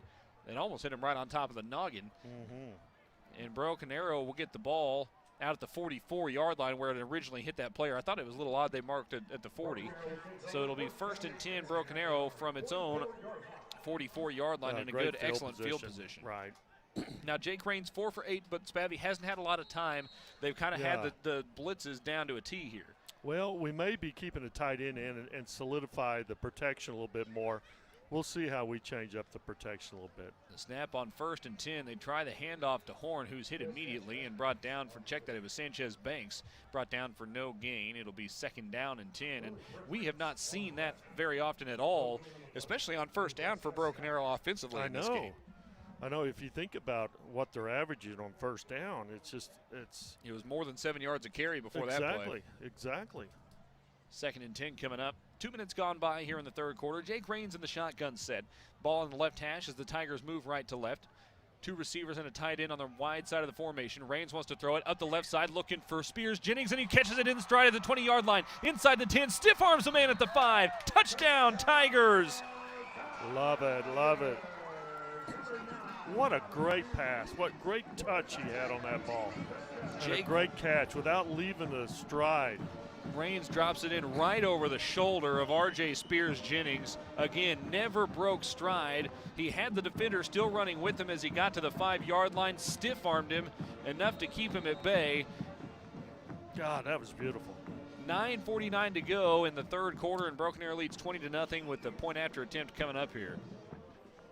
You could see that we changed our protection a little bit. They were coming off the edge pretty heavy on us. And they've sacked us once doing that. Then they almost sacked us another time. But you could see the way we fanned our protection just the opposite way. The line drive kick is through, and the Tigers lead 21-0 over Norman. And we talked about this towards the end of the first half, Spav, that Broken Arrow really hasn't had the time to throw the ball downfield. We've only seen a couple of throws down the field, and that one was put perfectly on the mark. The only other throw downfield that I can remember was a flag route into the end zone to J.L. Talley, and you mentioned on that throw that Raines didn't quite get enough air on it. Right. He put the perfect amount of air on that ball. Oh, it was perfect. You're right. I just like to see the way, he had a lot of air underneath the ball, and the way the receiver didn't have to leave stride. It was really good, really impressive. And we talk a lot about the relationship between quarterback and wide receivers and how that affects the timing. And clearly, it seems to me that R.J. Spears Jennings and Jake Raines have that connection as much as anybody. Let's go down to the sideline and Ryan Wyckoff. Ryan? Yeah, something that you get to see down here is especially Robert Spears Jennings on that last play. He hadn't even looked back yet, and the ball was in the air. And so, like you said, there's just that relationship. I think maybe, RJ telling his quarterback, hey, if this is the matchup, I've got it. And he put that ball in the air, and he ran right underneath it. So just pretty cool to be able to see that ball was in the air. Hadn't even looked back yet, but knew it was on the money. Looks like it's going to be a high, short kick here, and it is. Kicked up the near side, caught at the 29-yard line, trying to go across the field. He's hit at the 27 and wrapped up and brought down again. Good pursuit from the Broken Arrow Tigers. That was Cam Ferguson on the tackle that time, and on the return was Eric Lambert. Excuse me, that was Wilhite, Joshua Wilhite on the tackle. Just great coverage. I just love our coverage. I mean, that's a net 2-yard loss on that return. Exactly. And, you know, it wasn't really that high of a kick. Typically, when you hit those high on sides, you want a real high. 1st and 10 Norman from its own 27-yard line. 3 down linemen for the Tiger defense. Here's the snap. Trying the left side is McClarty. He kept it himself, and he dives forward for about 2 yards out near the 29. Well, I'm telling you, Norman's going to have to open up their playbook. That's what they've been running every first down, and it hasn't worked. I mean, that was, they've been averaging 0.5 yards. They got 2 yards, and that was an above-average play on first down for them. Exactly. 2nd and 8 here. 2 receivers make that 3 receivers right. They fake the handoff. McClarty in trouble immediately. He's wrapped up, swallowed in the midst of the defensive line, and brought down for about a 4-yard loss back to the 24-yard line. McClarty sacked for, I believe, the 3rd time today, and that will bring up 3rd down and very long. And the pocket was there initially, but collapsed from the outside in. That's exactly right. The pocket collapsed. He tried to step up, and it wasn't there. And that's, you know, typically you want a cup-type protection. And what impressed me about that, though, was there was not a single defensive line out of position. Everybody Correct. had their exact leverage and fit. Right. There was no way for him to get out of it. They got to throw it on 3rd and long. On Pump the fake, same throw it over level. the middle. It's intercepted by the Tigers, going the other way, up the far side to the 20-yard line, 10, inside the 5, touchdown, Broken Arrow. Javion Franklin with the pick 6, and the Tigers go up by 4 scores here on senior night. I believe Ryan called that one. You know, Ryan said we're going to have a defensive. He did. He said that we were going to have a defensive score in this game, and we've just seen it. Javion Franklin coming up from the safety spot, read the quarterback's eyes, stepped right in front of the football, and then actually spun off of a couple of guys to get up that far sideline and take it to the house. 27-0 Broken Arrow. The kick is on the way, and it went through. Good. I think it hit the upright and bounced across, but it went in. 8:29 to go in the 3rd quarter. Tigers lead at 28-0 over the Norman Tigers. Did you see? I don't remember who it was, but there was a kicker that hit all 3 bars last week. 4. Or 4. He hit the 2 of the uprights, or 1 of the uprights twice, and the other upright, and also the crossbar, and then it came out, which is possibly the worst bounce in the history of kicks. That's, God, I don't think I've ever seen it hit over 2. We have an oblong-shaped ball hitting circular objects. I mean, it was just wacky. But that's sports. I know. that's how it breaks sometimes. And that's what we're doing tonight. I tell you what, we've got them so out of their game plan right now. They're doing things that they typically don't do, and they're taking chances. They're doing things, and it's backfiring for them. Ryan Wyckoff, what are you seeing on the sidelines right now? Well, you know, as Bav said, I called the defensive score, but fortunately for Broken Arrow, they've already broken my gap. I think I called it by 24, Broken Arrow by 24. It looks like they're gonna well exceed that. On the current pace, they will. It's almost hard to believe now that this was a 14-point game at halftime. We're less than 4 minutes into the second half, and the Tigers have doubled their score, their lead. Well, I tell you, like we said, Norman's gotten out of their game plan completely. Mason Garrett's kick is away. That is a higher short kick up the far side, caught at the 30-yard line. The coverage is there immediately, and he's brought down for they haven't blown the whistle yet. Now he's hit and dropped for about a 6-yard net loss. He caught it at the 30-yard line, and Norman's going to have to figure out that if quit Broken Arrow running this way. you got to run it straight up the field, because they're now a net loss of about 7 yards on their last 2 returns. Or just fair catch it. Yeah. That was interesting because the ball carrier thought he was down and the whistle didn't blow, and so he just stood there and he got hit by about 5 guys. Right. The Tiger defense back on the field, having just had a pick 6 to put points on the board, and now we're seeing that 2-level thing go again here for the Tiger defense. 2 backs in the back now. You got 5 guys across the back of the defense here for Broken Arrow, and there's a good gap over the left side. McClarty takes it himself and gains 12 yards out to the 31 for a first down. That's the biggest gain of the day. Well, see, it opens things up because it gives you a 2-way go. You know, the quarterback can go either way, and you just find the weakness or the invitation that you need. Norman had 17 yards of offense in the game. They got 11 on that play, so they're up to 28 now. Right. First and 10 from their own 31.5 or so. They hand it off to the tailback this time over the left side. That's Javen Jackson, who gains about 5 yards out to the 42-yard line. And all of a sudden, yeah, they're cutting that back. You know, that was a pretty interesting play. You know, they took it and cut it right back against the grain. Just found that little opening. Sterling Ramsey on the tackle there, leading the way for Broken Arrow. 2nd down and 4 coming up. One receiver to either side, tight end right, 2 backs in the shotgun with McClarty. They fake the handoff. McClarty takes it himself left side. He's got room to work across the 50-yard line, wrapped up at the last moment and spun out of bounds. Great tackle. That was Jalen Johnson, the corner on the far side with the tackle, and that saved a big gain, maybe a touchdown. If he gets around that edge, then he's got a lot of room, and it's a foot race at that point. I mean, it was looking pretty bad to begin with. It was looking like it was going to score. He had a lot of room. All of a sudden, Norman is creating a lot of space and getting McClarty to the second level. He is quick and shifty. So putting those 2 backs back there is really helping them right now. Again, 2 backs in the backfield with McClarty, who takes the snap, hands it off this time over the left side. Line got a decent push. It's a gain of about 2 down to the Broken Arrow 45-yard line.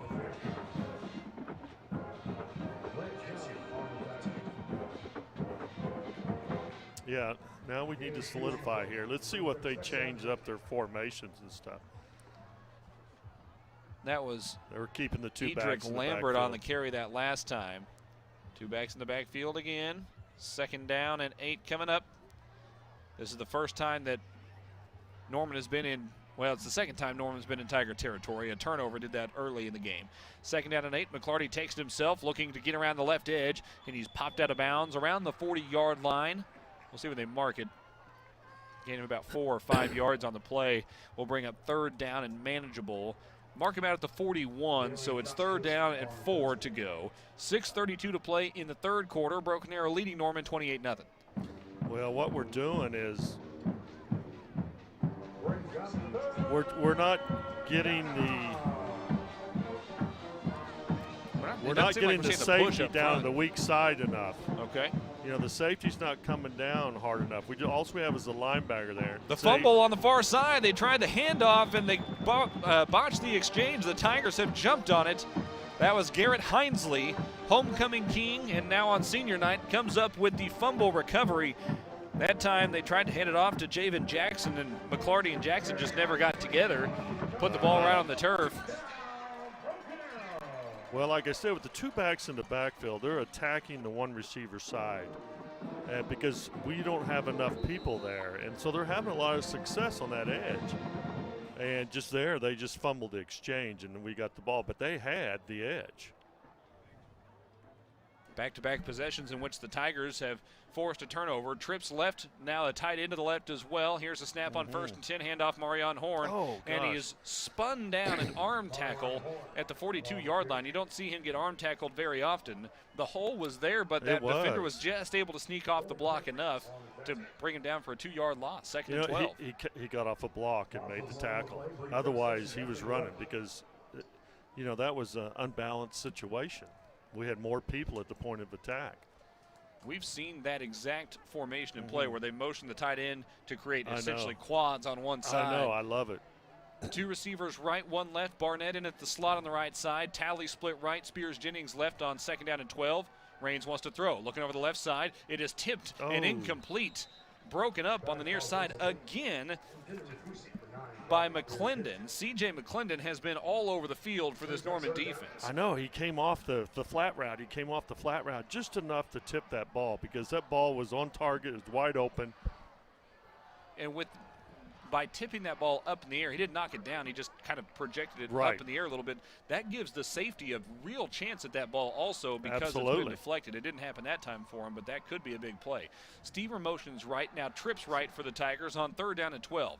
Raines takes the snap, hands it off to Horn over the right side, spins off of 1 tackler, but is wrapped up and brought down for no gain. That was a clever play. It looked like he was faking the rollout, essentially.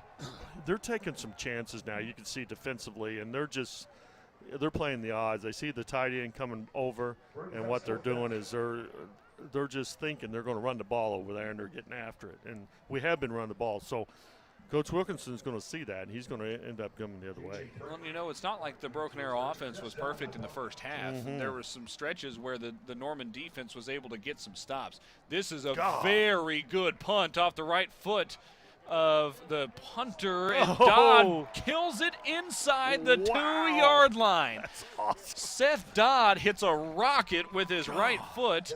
The Tigers chase it down and mark it down at the 2-yard line. I thought it was going to get a bad bounce. Goodness gracious, that came off his foot very well. He kicked it over the head of the returner, and it eventually took a sideways hop and was down at the 2-yard line.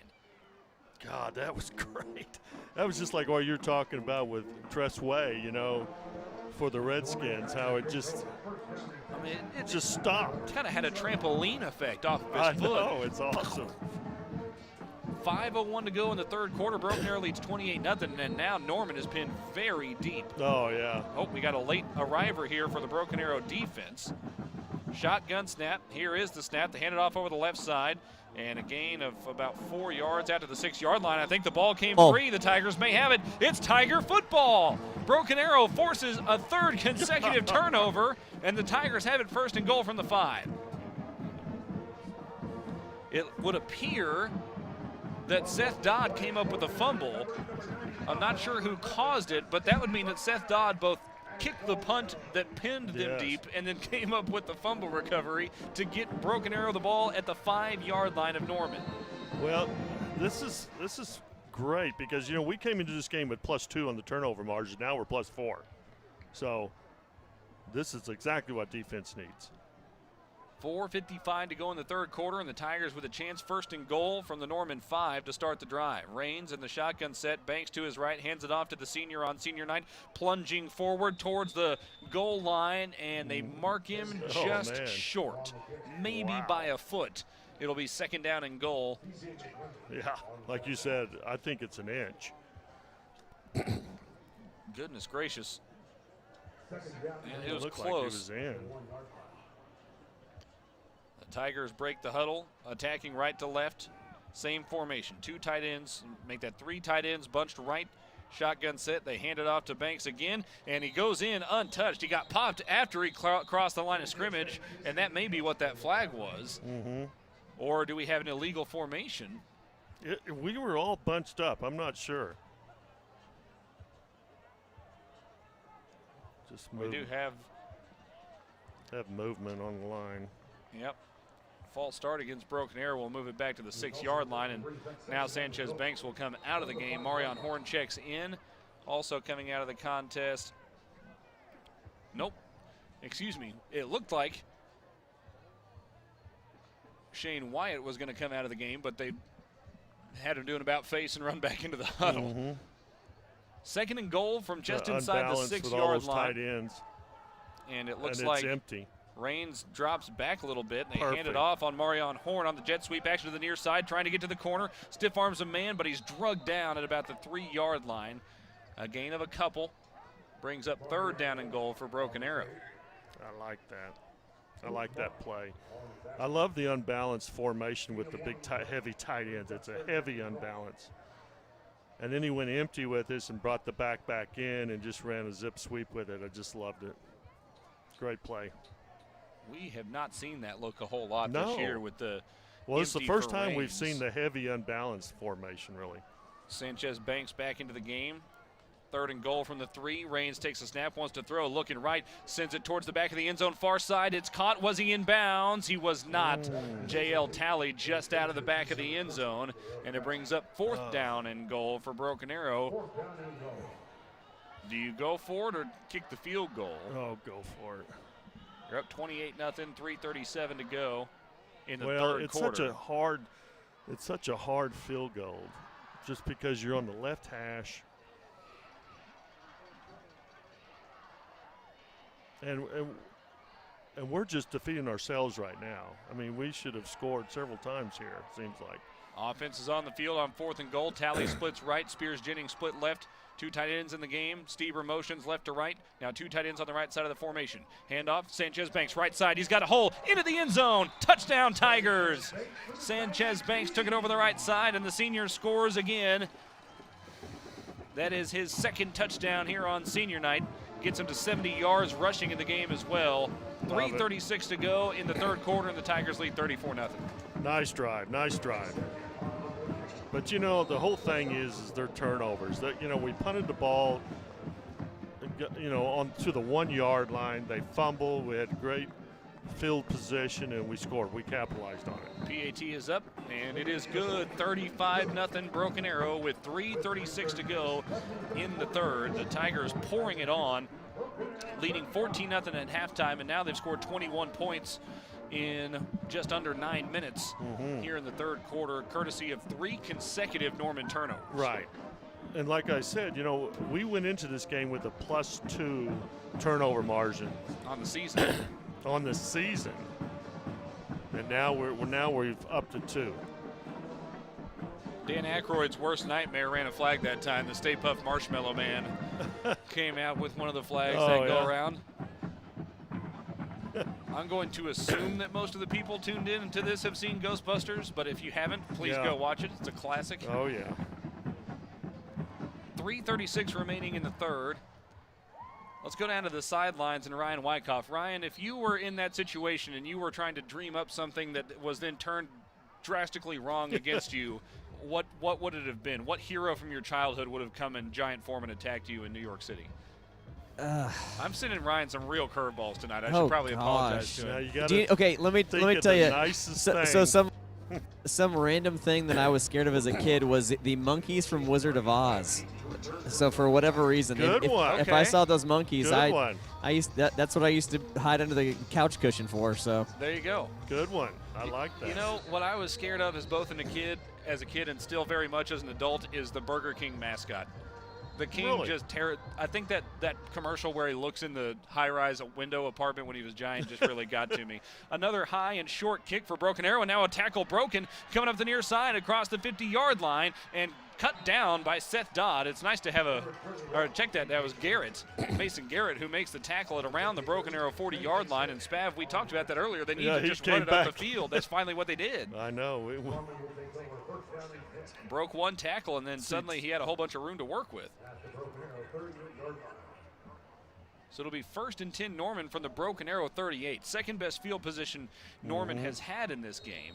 How about the tackle from Mason Garrett coming over to make the play there? I know. It was great. Great on-field tackle. Between him and Seth Dodd, you got some kickers who can really tackle. We have really improved our open field tackling. I've been really impressed these last few games. Correct me if I'm wrong. I think that's the longest kick return by an opponent this year. 1st and 10 from the Tiger 38. Taking it himself over the left side is McClarty. He's hit from the side and knocked down. So that looked like a tough hit on his right leg, and he's a little bit slow to get up. It'll be 2nd down and about 6 yards from the Broken Arrow 34-yard line. Ball directly in the middle between the hashes. Norman in the white jerseys and pants, black helmets, orange trim around black letters and numbers. Broken Arrow, black jerseys and helmets with a tiger scratch in gold on either side, white pants today. 2nd down and 6 for Norman. They hand it off. That's Jackson straight up the middle, plunging forward inside the 25 and tripped up around the 20-yard line. Just lowered the shoulders and happened to hit a seam. Gains about 15 yards down to the Tiger 19. Norman into the red zone for just the 2nd time tonight. The first time was due to a Broken Arrow turnover at its own 15. Yeah, we're working with 3 down linemen, and we're mugging up a linebacker in the line of scrimmage. And it seems like that's who they're running at right now.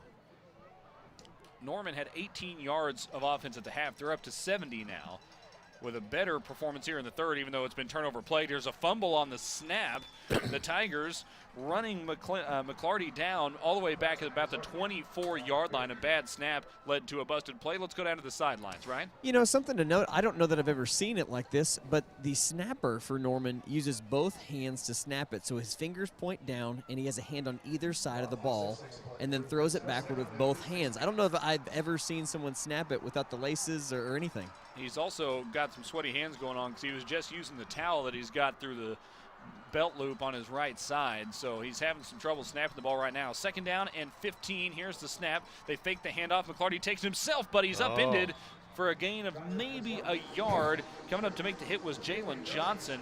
The corner up, way up in run coverage that time makes the stop. 3rd down and 15 coming up. Boy, he needed that that tackle because he looked like he had some room there. Just grabbed him by the ankle, but broke down in the hole. And again, the Tiger defense has been good this entire game. They've given up only 65 yards of offense and no points. 3rd and 15 now for Norman from the Broken Arrow 24. Here's the snap, pass to the left side. It's caught at the 19, hit and brought down at the 18-yard line. On the catch on the far side was Mario Sanchez, who is actually not listed on the 2-deep. He's been injured for a while. This is his first game back. It brings up 4th down and 9 for Norman from the Broken Arrow 18-yard line. Here's a line change. A couple of new players coming in, and it looks like that is Sterling Ramsey, who has exited the game. And they lost an offensive lineman, too. He had his helmet come off. 2 receivers right, tight end right, 1 receiver left, a shotgun set for McClarty. Here's the snap, wants to throw it, check that, that's not McClarty. The pass is high and incomplete over the middle. They snuck a backup in there. There is not a number 10 listed on the depth chart. That's Zach Stone, a junior quarterback at 6'1", 150. His pass attempt was high and incomplete, and the Tigers forced a turnover on down. So in a way, you can say that's 4 consecutive turnovers. Yeah, forced by the Tiger defense. Absolutely. 1st and 10 now, Broken Arrow from But its you know, own every 18. time their drives stall, in most cases, is they have bad snap. Watch out for a big hitter attempt here on 1st and 10 from their own 18. Here's the snap, handoff to Horn, right side, got a hole across the 20-yard line and spun down forward to around the 24-yard line.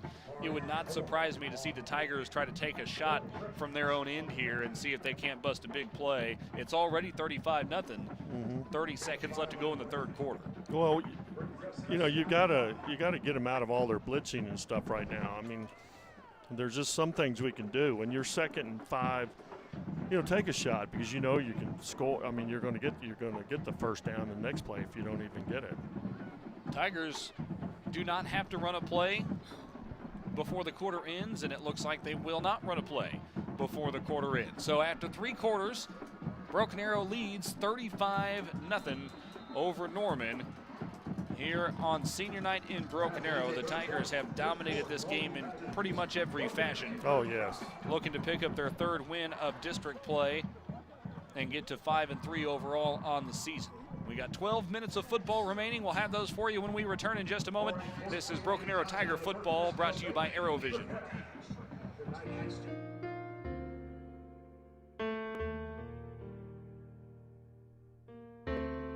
For families who like to build their wealth while staying liquid, we have flexible rate CDs to keep your funds working hard, even when you're not. First National Bank of Broken Arrow. The right balance. Finding your happy place is something special and different for everyone.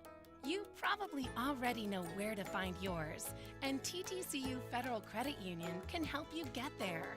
Talk with our team. We'll give you the tools to build the financial future you want. So wherever your happy place finds you, TTCU will meet you there. TTCU Federal Credit Union. Life is better in balance. 35-0 Broken Arrow leads Norman. I'm Adam Hildebrand alongside Coach Spavital and Ryan Wyckoff on the sidelines. Ryan, we had some shenanigans going on during the break there. A field goal attempt from one of the students. Can you walk us through what you saw? Well, I can tell you he was dressed as Jason and maybe should have kept his mask off. He came up, a quick run up to the ball, and I would say missed the ball, grazed it on the right side, and it trickled maybe down to the 5-yard line. Mostly on the ground. Only on the ground, yes. Unfortunate. Handoff on Keon Barnett to start the quarter. He's around the left end across the 30-yard line and flung forward to the 35. Keon Barnett, we've seen him with a couple of carries on that jet sweep action. Well, we're seeing it now. Successful. You know, early we were faking it and going with the dive, and now adding that you knew something was up when they did that because they bunched the formation. You know, the wide receivers and the slots were in really tight, so they can get the blocking angles. Really good play. First and 10 from the 35 as Barnett's got a couple carries for 30 yards now. Here's the snap on 1st and 10, handoff over the left side. Not a lot of room to work with there. Sanchez Banks on the carry. There were a couple of defenders there for Norman, but leading the way, I believe, was Andre McCoy.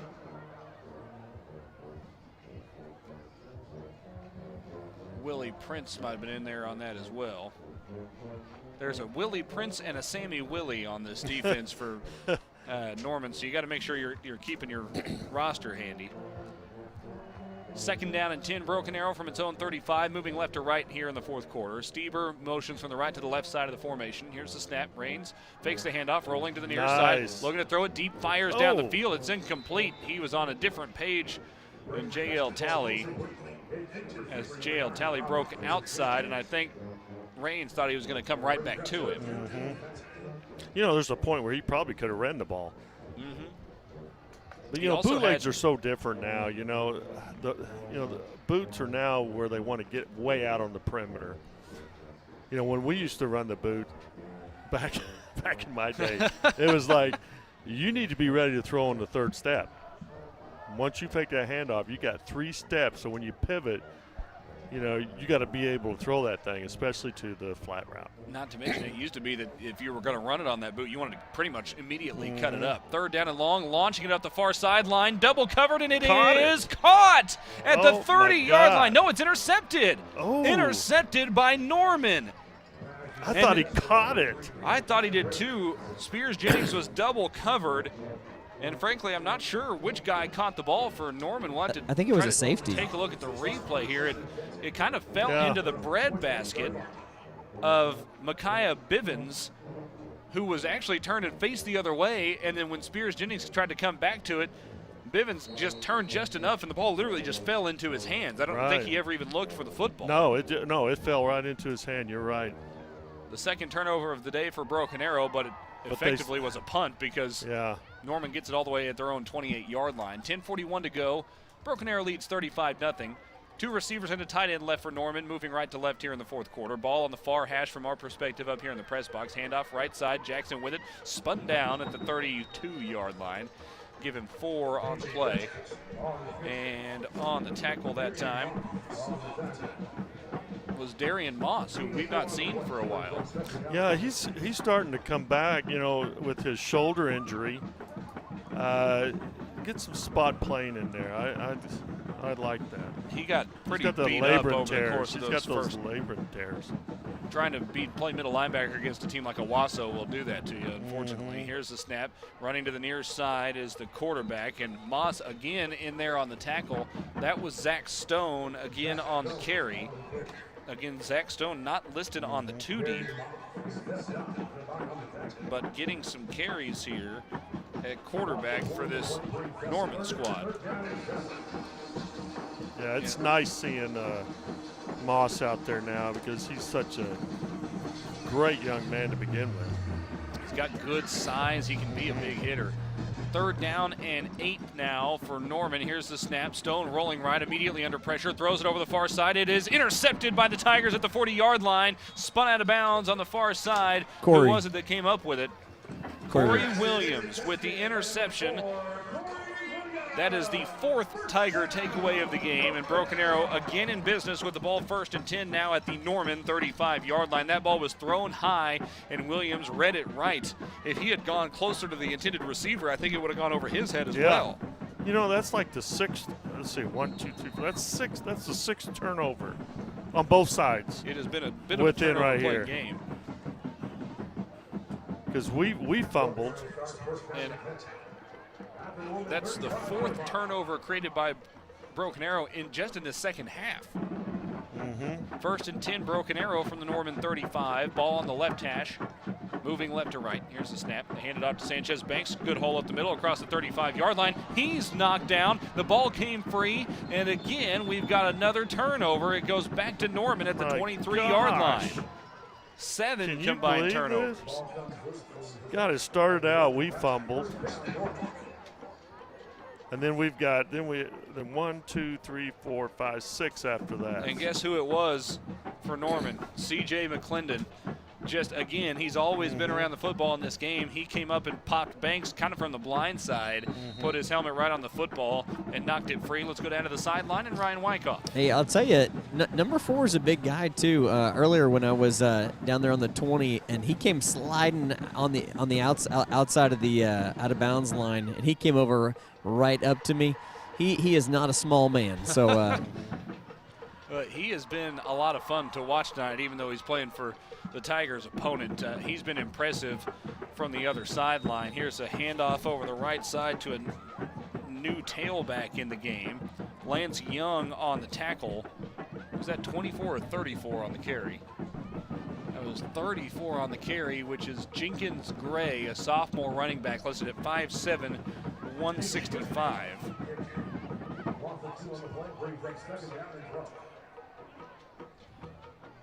Brings up 2nd down and 12. 8:46 to go. Gray moves to the right side of Stone in at quarterback. Now back to the left side. 2 receivers to either side. Stone wants to carry it himself over the left side. Gets back to the original line of scrimmage, but no more. 3rd down and 10 coming up from the 23-yard line. On the tackle that time for Broken Arrow was Devin Shaw. Junior defensive lineman getting some PT here. Well, this is the situation now where, a coach needs to think about getting some of his studs out. It's 35-0, 8 minutes left. You just don't want to get anybody hurt. Is that Sanchez Banks playing corner or linebacker? That's Sanchez Banks playing linebacker, rushing the passer on the near side. They hand it off to Jackson up the middle, breaks a tackle over the right side of the 25-30. 1st down yardage across the 35 and out of bounds around the 36-yard line. And now some of the defensive starters will re-enter the game here. I think Marion Horn and Sanchez Banks were both out there on defense on that last play. He was. I couldn't spot where he was at. But like you said, he's linebacker rushing. Package maybe? Yeah, put some speed out there. 2 receivers and a tight end left for Norman on 1st and 10 from its own 36. They hand it off to Jackson over the left side, and he gets about 3 yards out to the 39-yard line. Brings up 2nd down and 7. The Tigers seeking what I believe would be their first shutout of the year. Well, maybe that's what he's wanting to do, but I'm looking for the playoffs. This is a weird game. You just don't want to get anybody hurt. Snap a bit low, but a completed pass over the right side. They found the receiver, Jaden Bray, for only the 3rd time tonight. He had previously caught 2 passes for 5 yards. Again, that's a OSU commit for football. He's athletic and talented out there in the wide receiver spot, but they just haven't been able to find him and give him the ball very often. Oh, is he an OSU? Mm-hmm. That's awesome.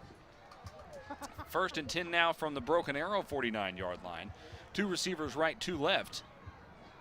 And the running back to the left of the quarterback. A bobbled snap or a bobbled handoff, but the quarterback Stone comes back up with it, tried to make something out of it, but couldn't find a way to make anything out of that busted play. Lance Young there leading the way on the tackle.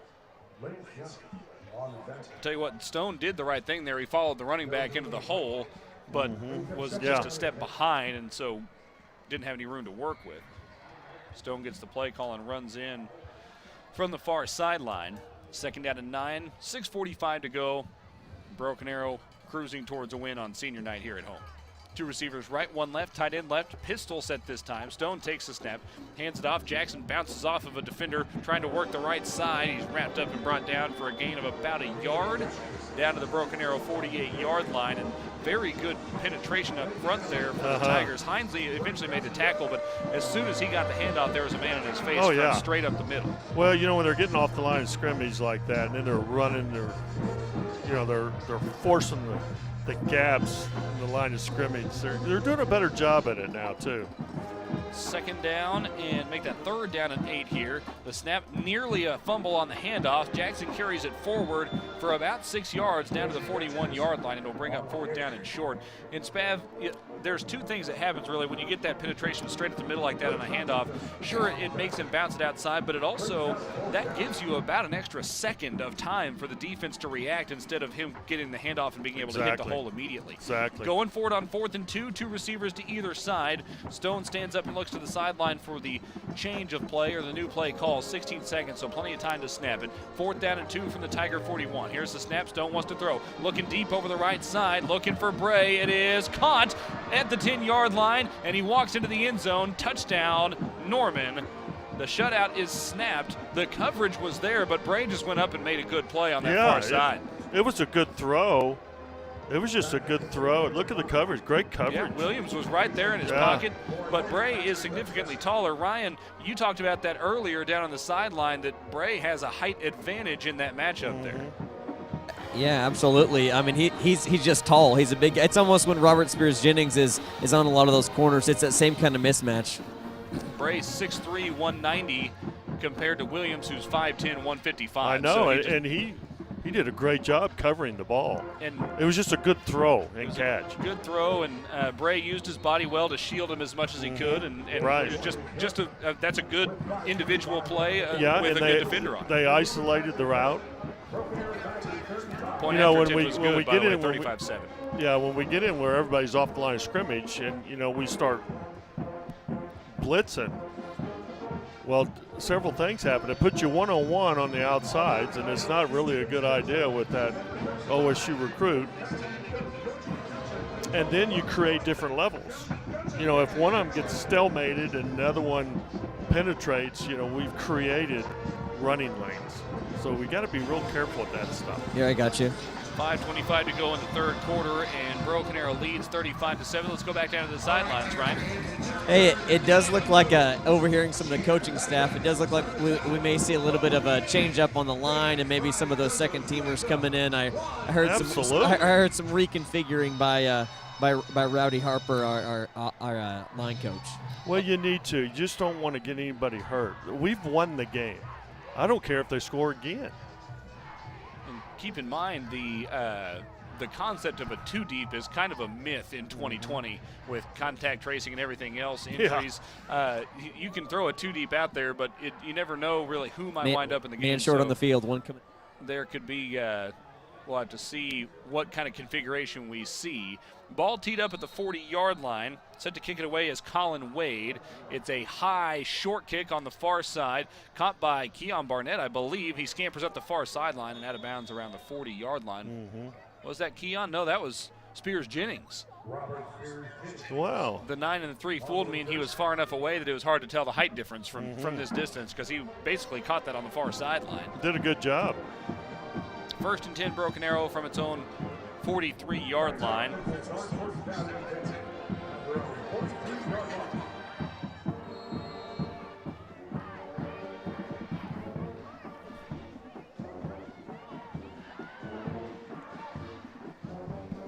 Now this is where we're going to put some new kids in, which is great, and I think it's important that we just coach them up. Otson Newell's in the game at quarterback. Kobe Hurt at running back. They hand it off to Hurt over the right side. Runs over a man at the line of scrimmage and powers his way forward for about 4 yards. That's great. Kobe Hurt is 5'10", 152, but he didn't run like it on that play. Right. We've got some other players coming into the game as well. C.J. Bryant is in the game at wide receiver. Also split out to the far side is, give me a moment here, Corey Flynn, listed as a senior at wide receiver. 2nd down and 6 here. Here's the snap, handoff to Kobe on the near side. Good, keep carrying tacklers forward across the 50-yard line. This is going to make these kids so good. I'm just a big believer in giving them more playing time than that because most of these are your team next year. So now this is where the hardest part of the coaching is you got to coach these kids and make them better. I'll tell you what, I like seeing Kobe Hurt being willing to lower his shoulder and run some guys Yeah, over. well, they're playing against their starting D. Mm-hmm. And you get a young guy who's not afraid of contact like that, that's good, a good sign moving forward. Now, he didn't have much of a chance there. As soon as Hurt took the handoff, that time he was met Right, by a we defender. just missed a block there. Loss of 4. He had no chance. He had 2 guys on him before he ever took 2 steps with the football. Fourth down and 6. And sometimes that, this is where you create communication issues, on the line or something. And this is where you coach them up, make them better. The punt team is on the field. Seth Dodd got away a great kick the last time around. Man. Puts his right leg into this one. It's a wobbly spiral up the near side, hits at the 24-yard line and bounces directly out of bounds. They mark it out at the 22. Still not a bad punt. No, it's a great punt. It just punt. wasn't the boomer that we saw the time. best thing about it is no return. Yep. 3:33 to go. Broken Arrow leads 35-7 over Norman. The Tigers will pick up their 3rd district win, and keep in mind that that's how the district seedings are being distributed in this particular district. And so the other 6A1 district actually did it differently. I think they ended up going with coaching rankings. So for the last 3 weeks, the coaches will rank the teams 1 through 8 in that district, and that's how they're seeding theirs. Me, yeah. I just get so confused. There's only 2 districts in 6A1, and half the teams are being seeded one way, and half the teams are being seeded the other way. Mm-hmm. Yeah. Handoff over the left side. But is that right? I mean, why are they doing it that way? If everyone got a vote, I guess. Yeah. It is a 4-yard gain, brings up 2nd down and 14. We mentioned Darian Moss being back out there. Some other players out. Seth Dodd's out there still. We've got. I hope no one gets hurt here. Jalen Johnson on the near side. Here's the snap. Nowhere to go on the carry up the middle for the quarterback. A loss of about 3 back to the 23-yard line. It'll bring up 3rd down and 9. Seth Dodd on the stop that time. Checking into the game here. That's a new player. That's Seth McGuire, who's just come into the ball game.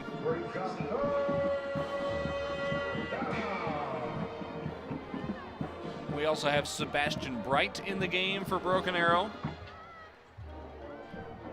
And Julius McVeigh on the defensive line. 3rd down and 9. Here's the snap, looking to throw it. Stone looking right, zips it. It is high, tipped, and incomplete. Went through the hands of a receiver and then bounced off of a defender's hand. That was dangerous, wasn't it? I believe that was Jadaean Floyd Wright who got a hand on that, but it was one of those where he was expecting the ball to be one place, and because it just got slightly deflected, it's hard to move your hands with the ball that quickly, and so he just couldn't quite haul it in. 4th down and 9 coming up. The punt team is on for Norman. 2:26 to go. Marion Horn back to return. I don't see any reason why he would need to return this punt. This ought to be a fair catch, if anything. I don't even know why he's out there. VA has kind of a punt-safe defense on here. They're clearly not coming after the punt. The snap to the near side. The kick is away. It's a shank. It went straight up in the air, hits at the 35-yard line, and took a very pro-Norman bounce out across the 40 to about the 41. That ball came off the foot like a flighty sand wedge. It looked like he chipped that out of about 2 inches of rough, and it just rolled straight up off the club face. Yeah.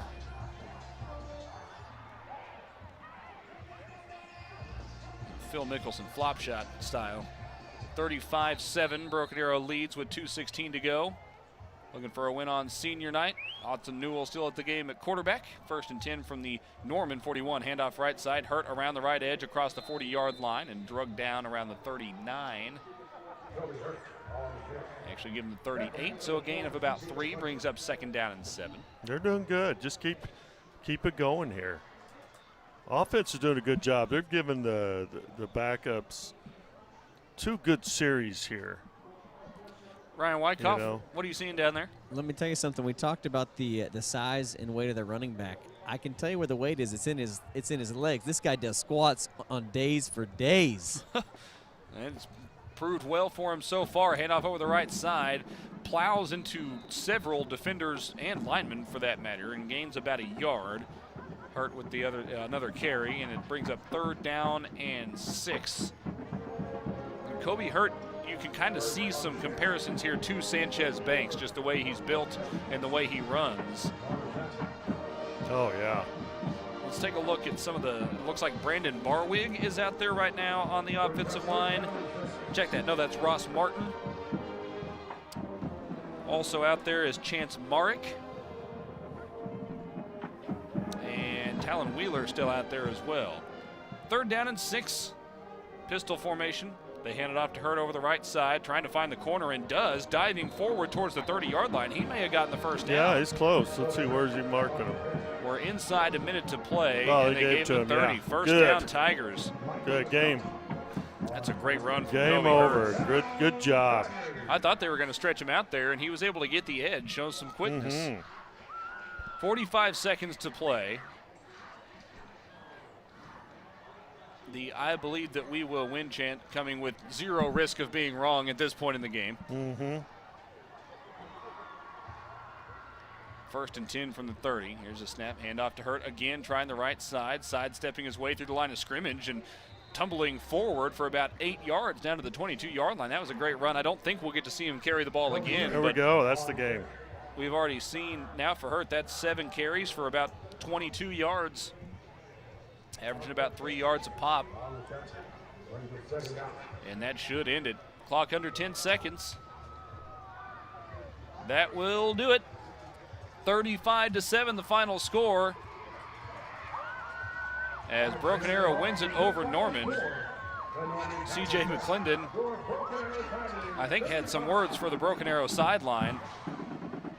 Or he might actually, I think, be saying, "Hey, good game, guys," because in this year of COVID, we don't have handshakes. I think that was McClendon. Yeah, sure enough, he's coming to talk to Darian Moss right now. But he was congratulating and giving kudos to some of the star players on the Broken Arrow offense, and McClendon deserves some kudos of his own. He was fantastic defensively for Norman in that game. Yeah. Our man on the sidelines, Ryan Wyckoff, was able to confirm for us that those were positive and pleasant words being exchanged, because that's the advantage of having somebody down on the sidelines. Ryan, that says a lot about the respect that those guys had for each other, especially with a guy that clearly was playing as well and is as talented as C.J. McClendon. Yeah, no, he was giving a thumbs up to all those guys, and that's one thing I will say about Norman. There wasn't a lot of talking, maybe, but man, they had those starters out there till the very end, and I'll say number 4 for sure was playing tough to the very end. So yeah, really great play on his part. The Tigers have gathered in front of the student section in the south end zone to celebrate their senior night victory, 35-7 over Norman. You see J.L. Talley and his hair bouncing around there as the Tigers celebrate. Talley, a basketball player as well, took a year off from football last year, decided he wanted to come back, and has made an impact for the Tigers both on and off the field over the course of this season. 35-7 the final tonight, and Spav, that was pretty much a dominant game from start to finish for the Broken Arrow Tigers. Oh, there's no doubt. It was definitely a dominant game. But you know what was kind of interesting was all the turnovers. It was kind of a rash of turnovers there. For yeah, a on while. both sides. I mean, it was just a freaky type game with that, But I like the way offensively we attacked the boundary. We did a good job. We're going back to what we used to do and have some success in creating unbalanced situations. I like the new formation with all the heavy quads over there, the unbalanced situation with all the tight ends in there. It's a great situation. Defensively, we were all over the place. We did a good job. Held a pretty good offense to 152 total yards. So very impressive win. Had the turnovers we needed.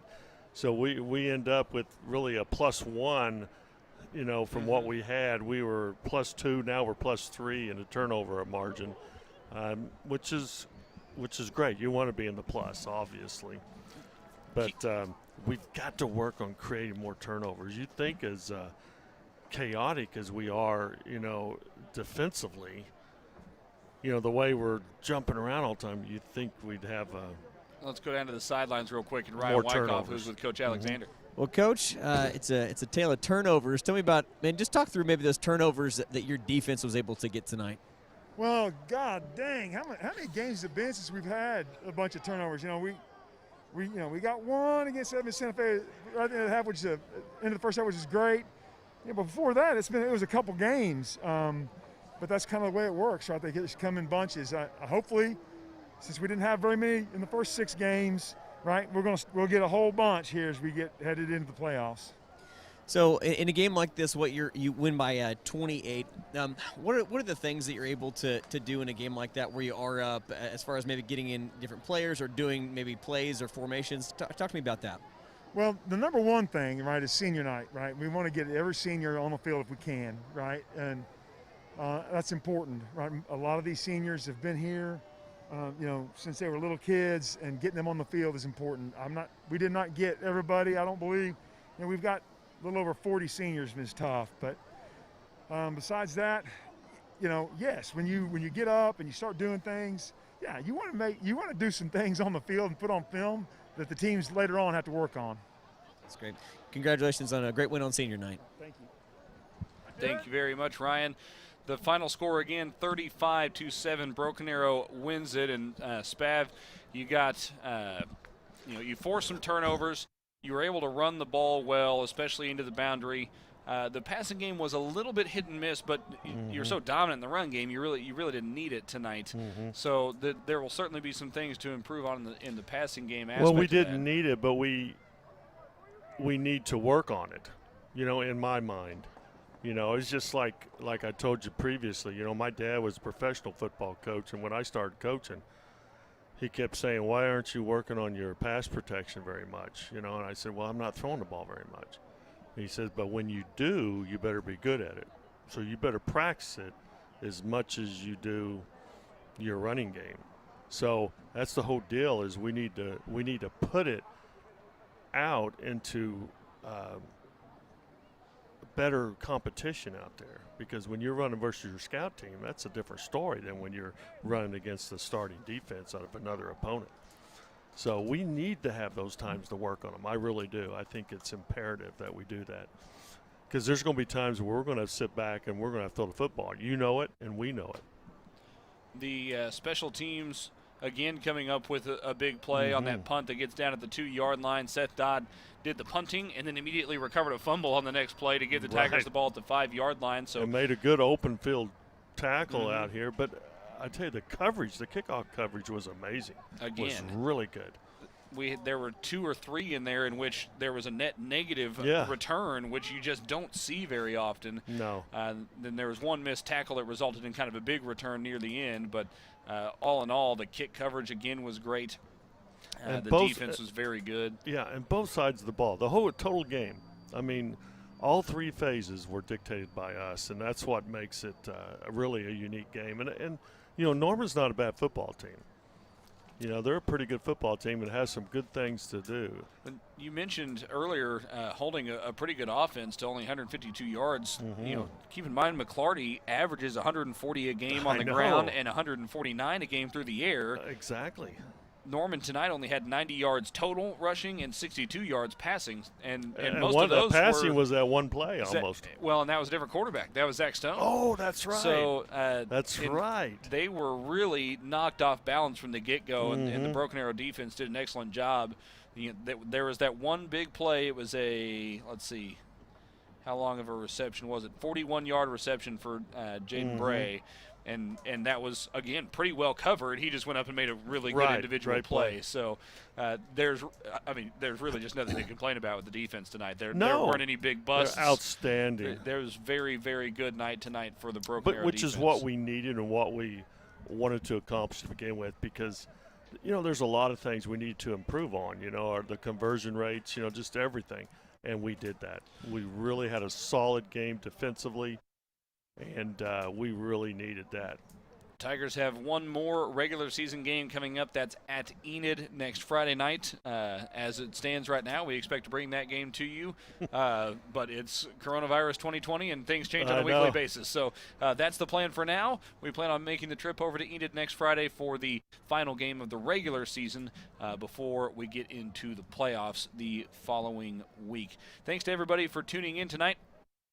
Big thanks to Jeremy Bryan, our spotter up here in the booth, working with us, trying to make sure that I keep all my numbers and names straight over the course of the game. You guys do a good job on that. Glenn Hyde, our guy getting the stats done for us. Terry Sprider producing. Ryan Wyckoff down on the sideline. And Coach Steve Spavital doing the color analysis tonight. I'm Adam Hildebrandt. Your final score, Broken Arrow 35, Norman 7. Good night and God bless from Broken Arrow.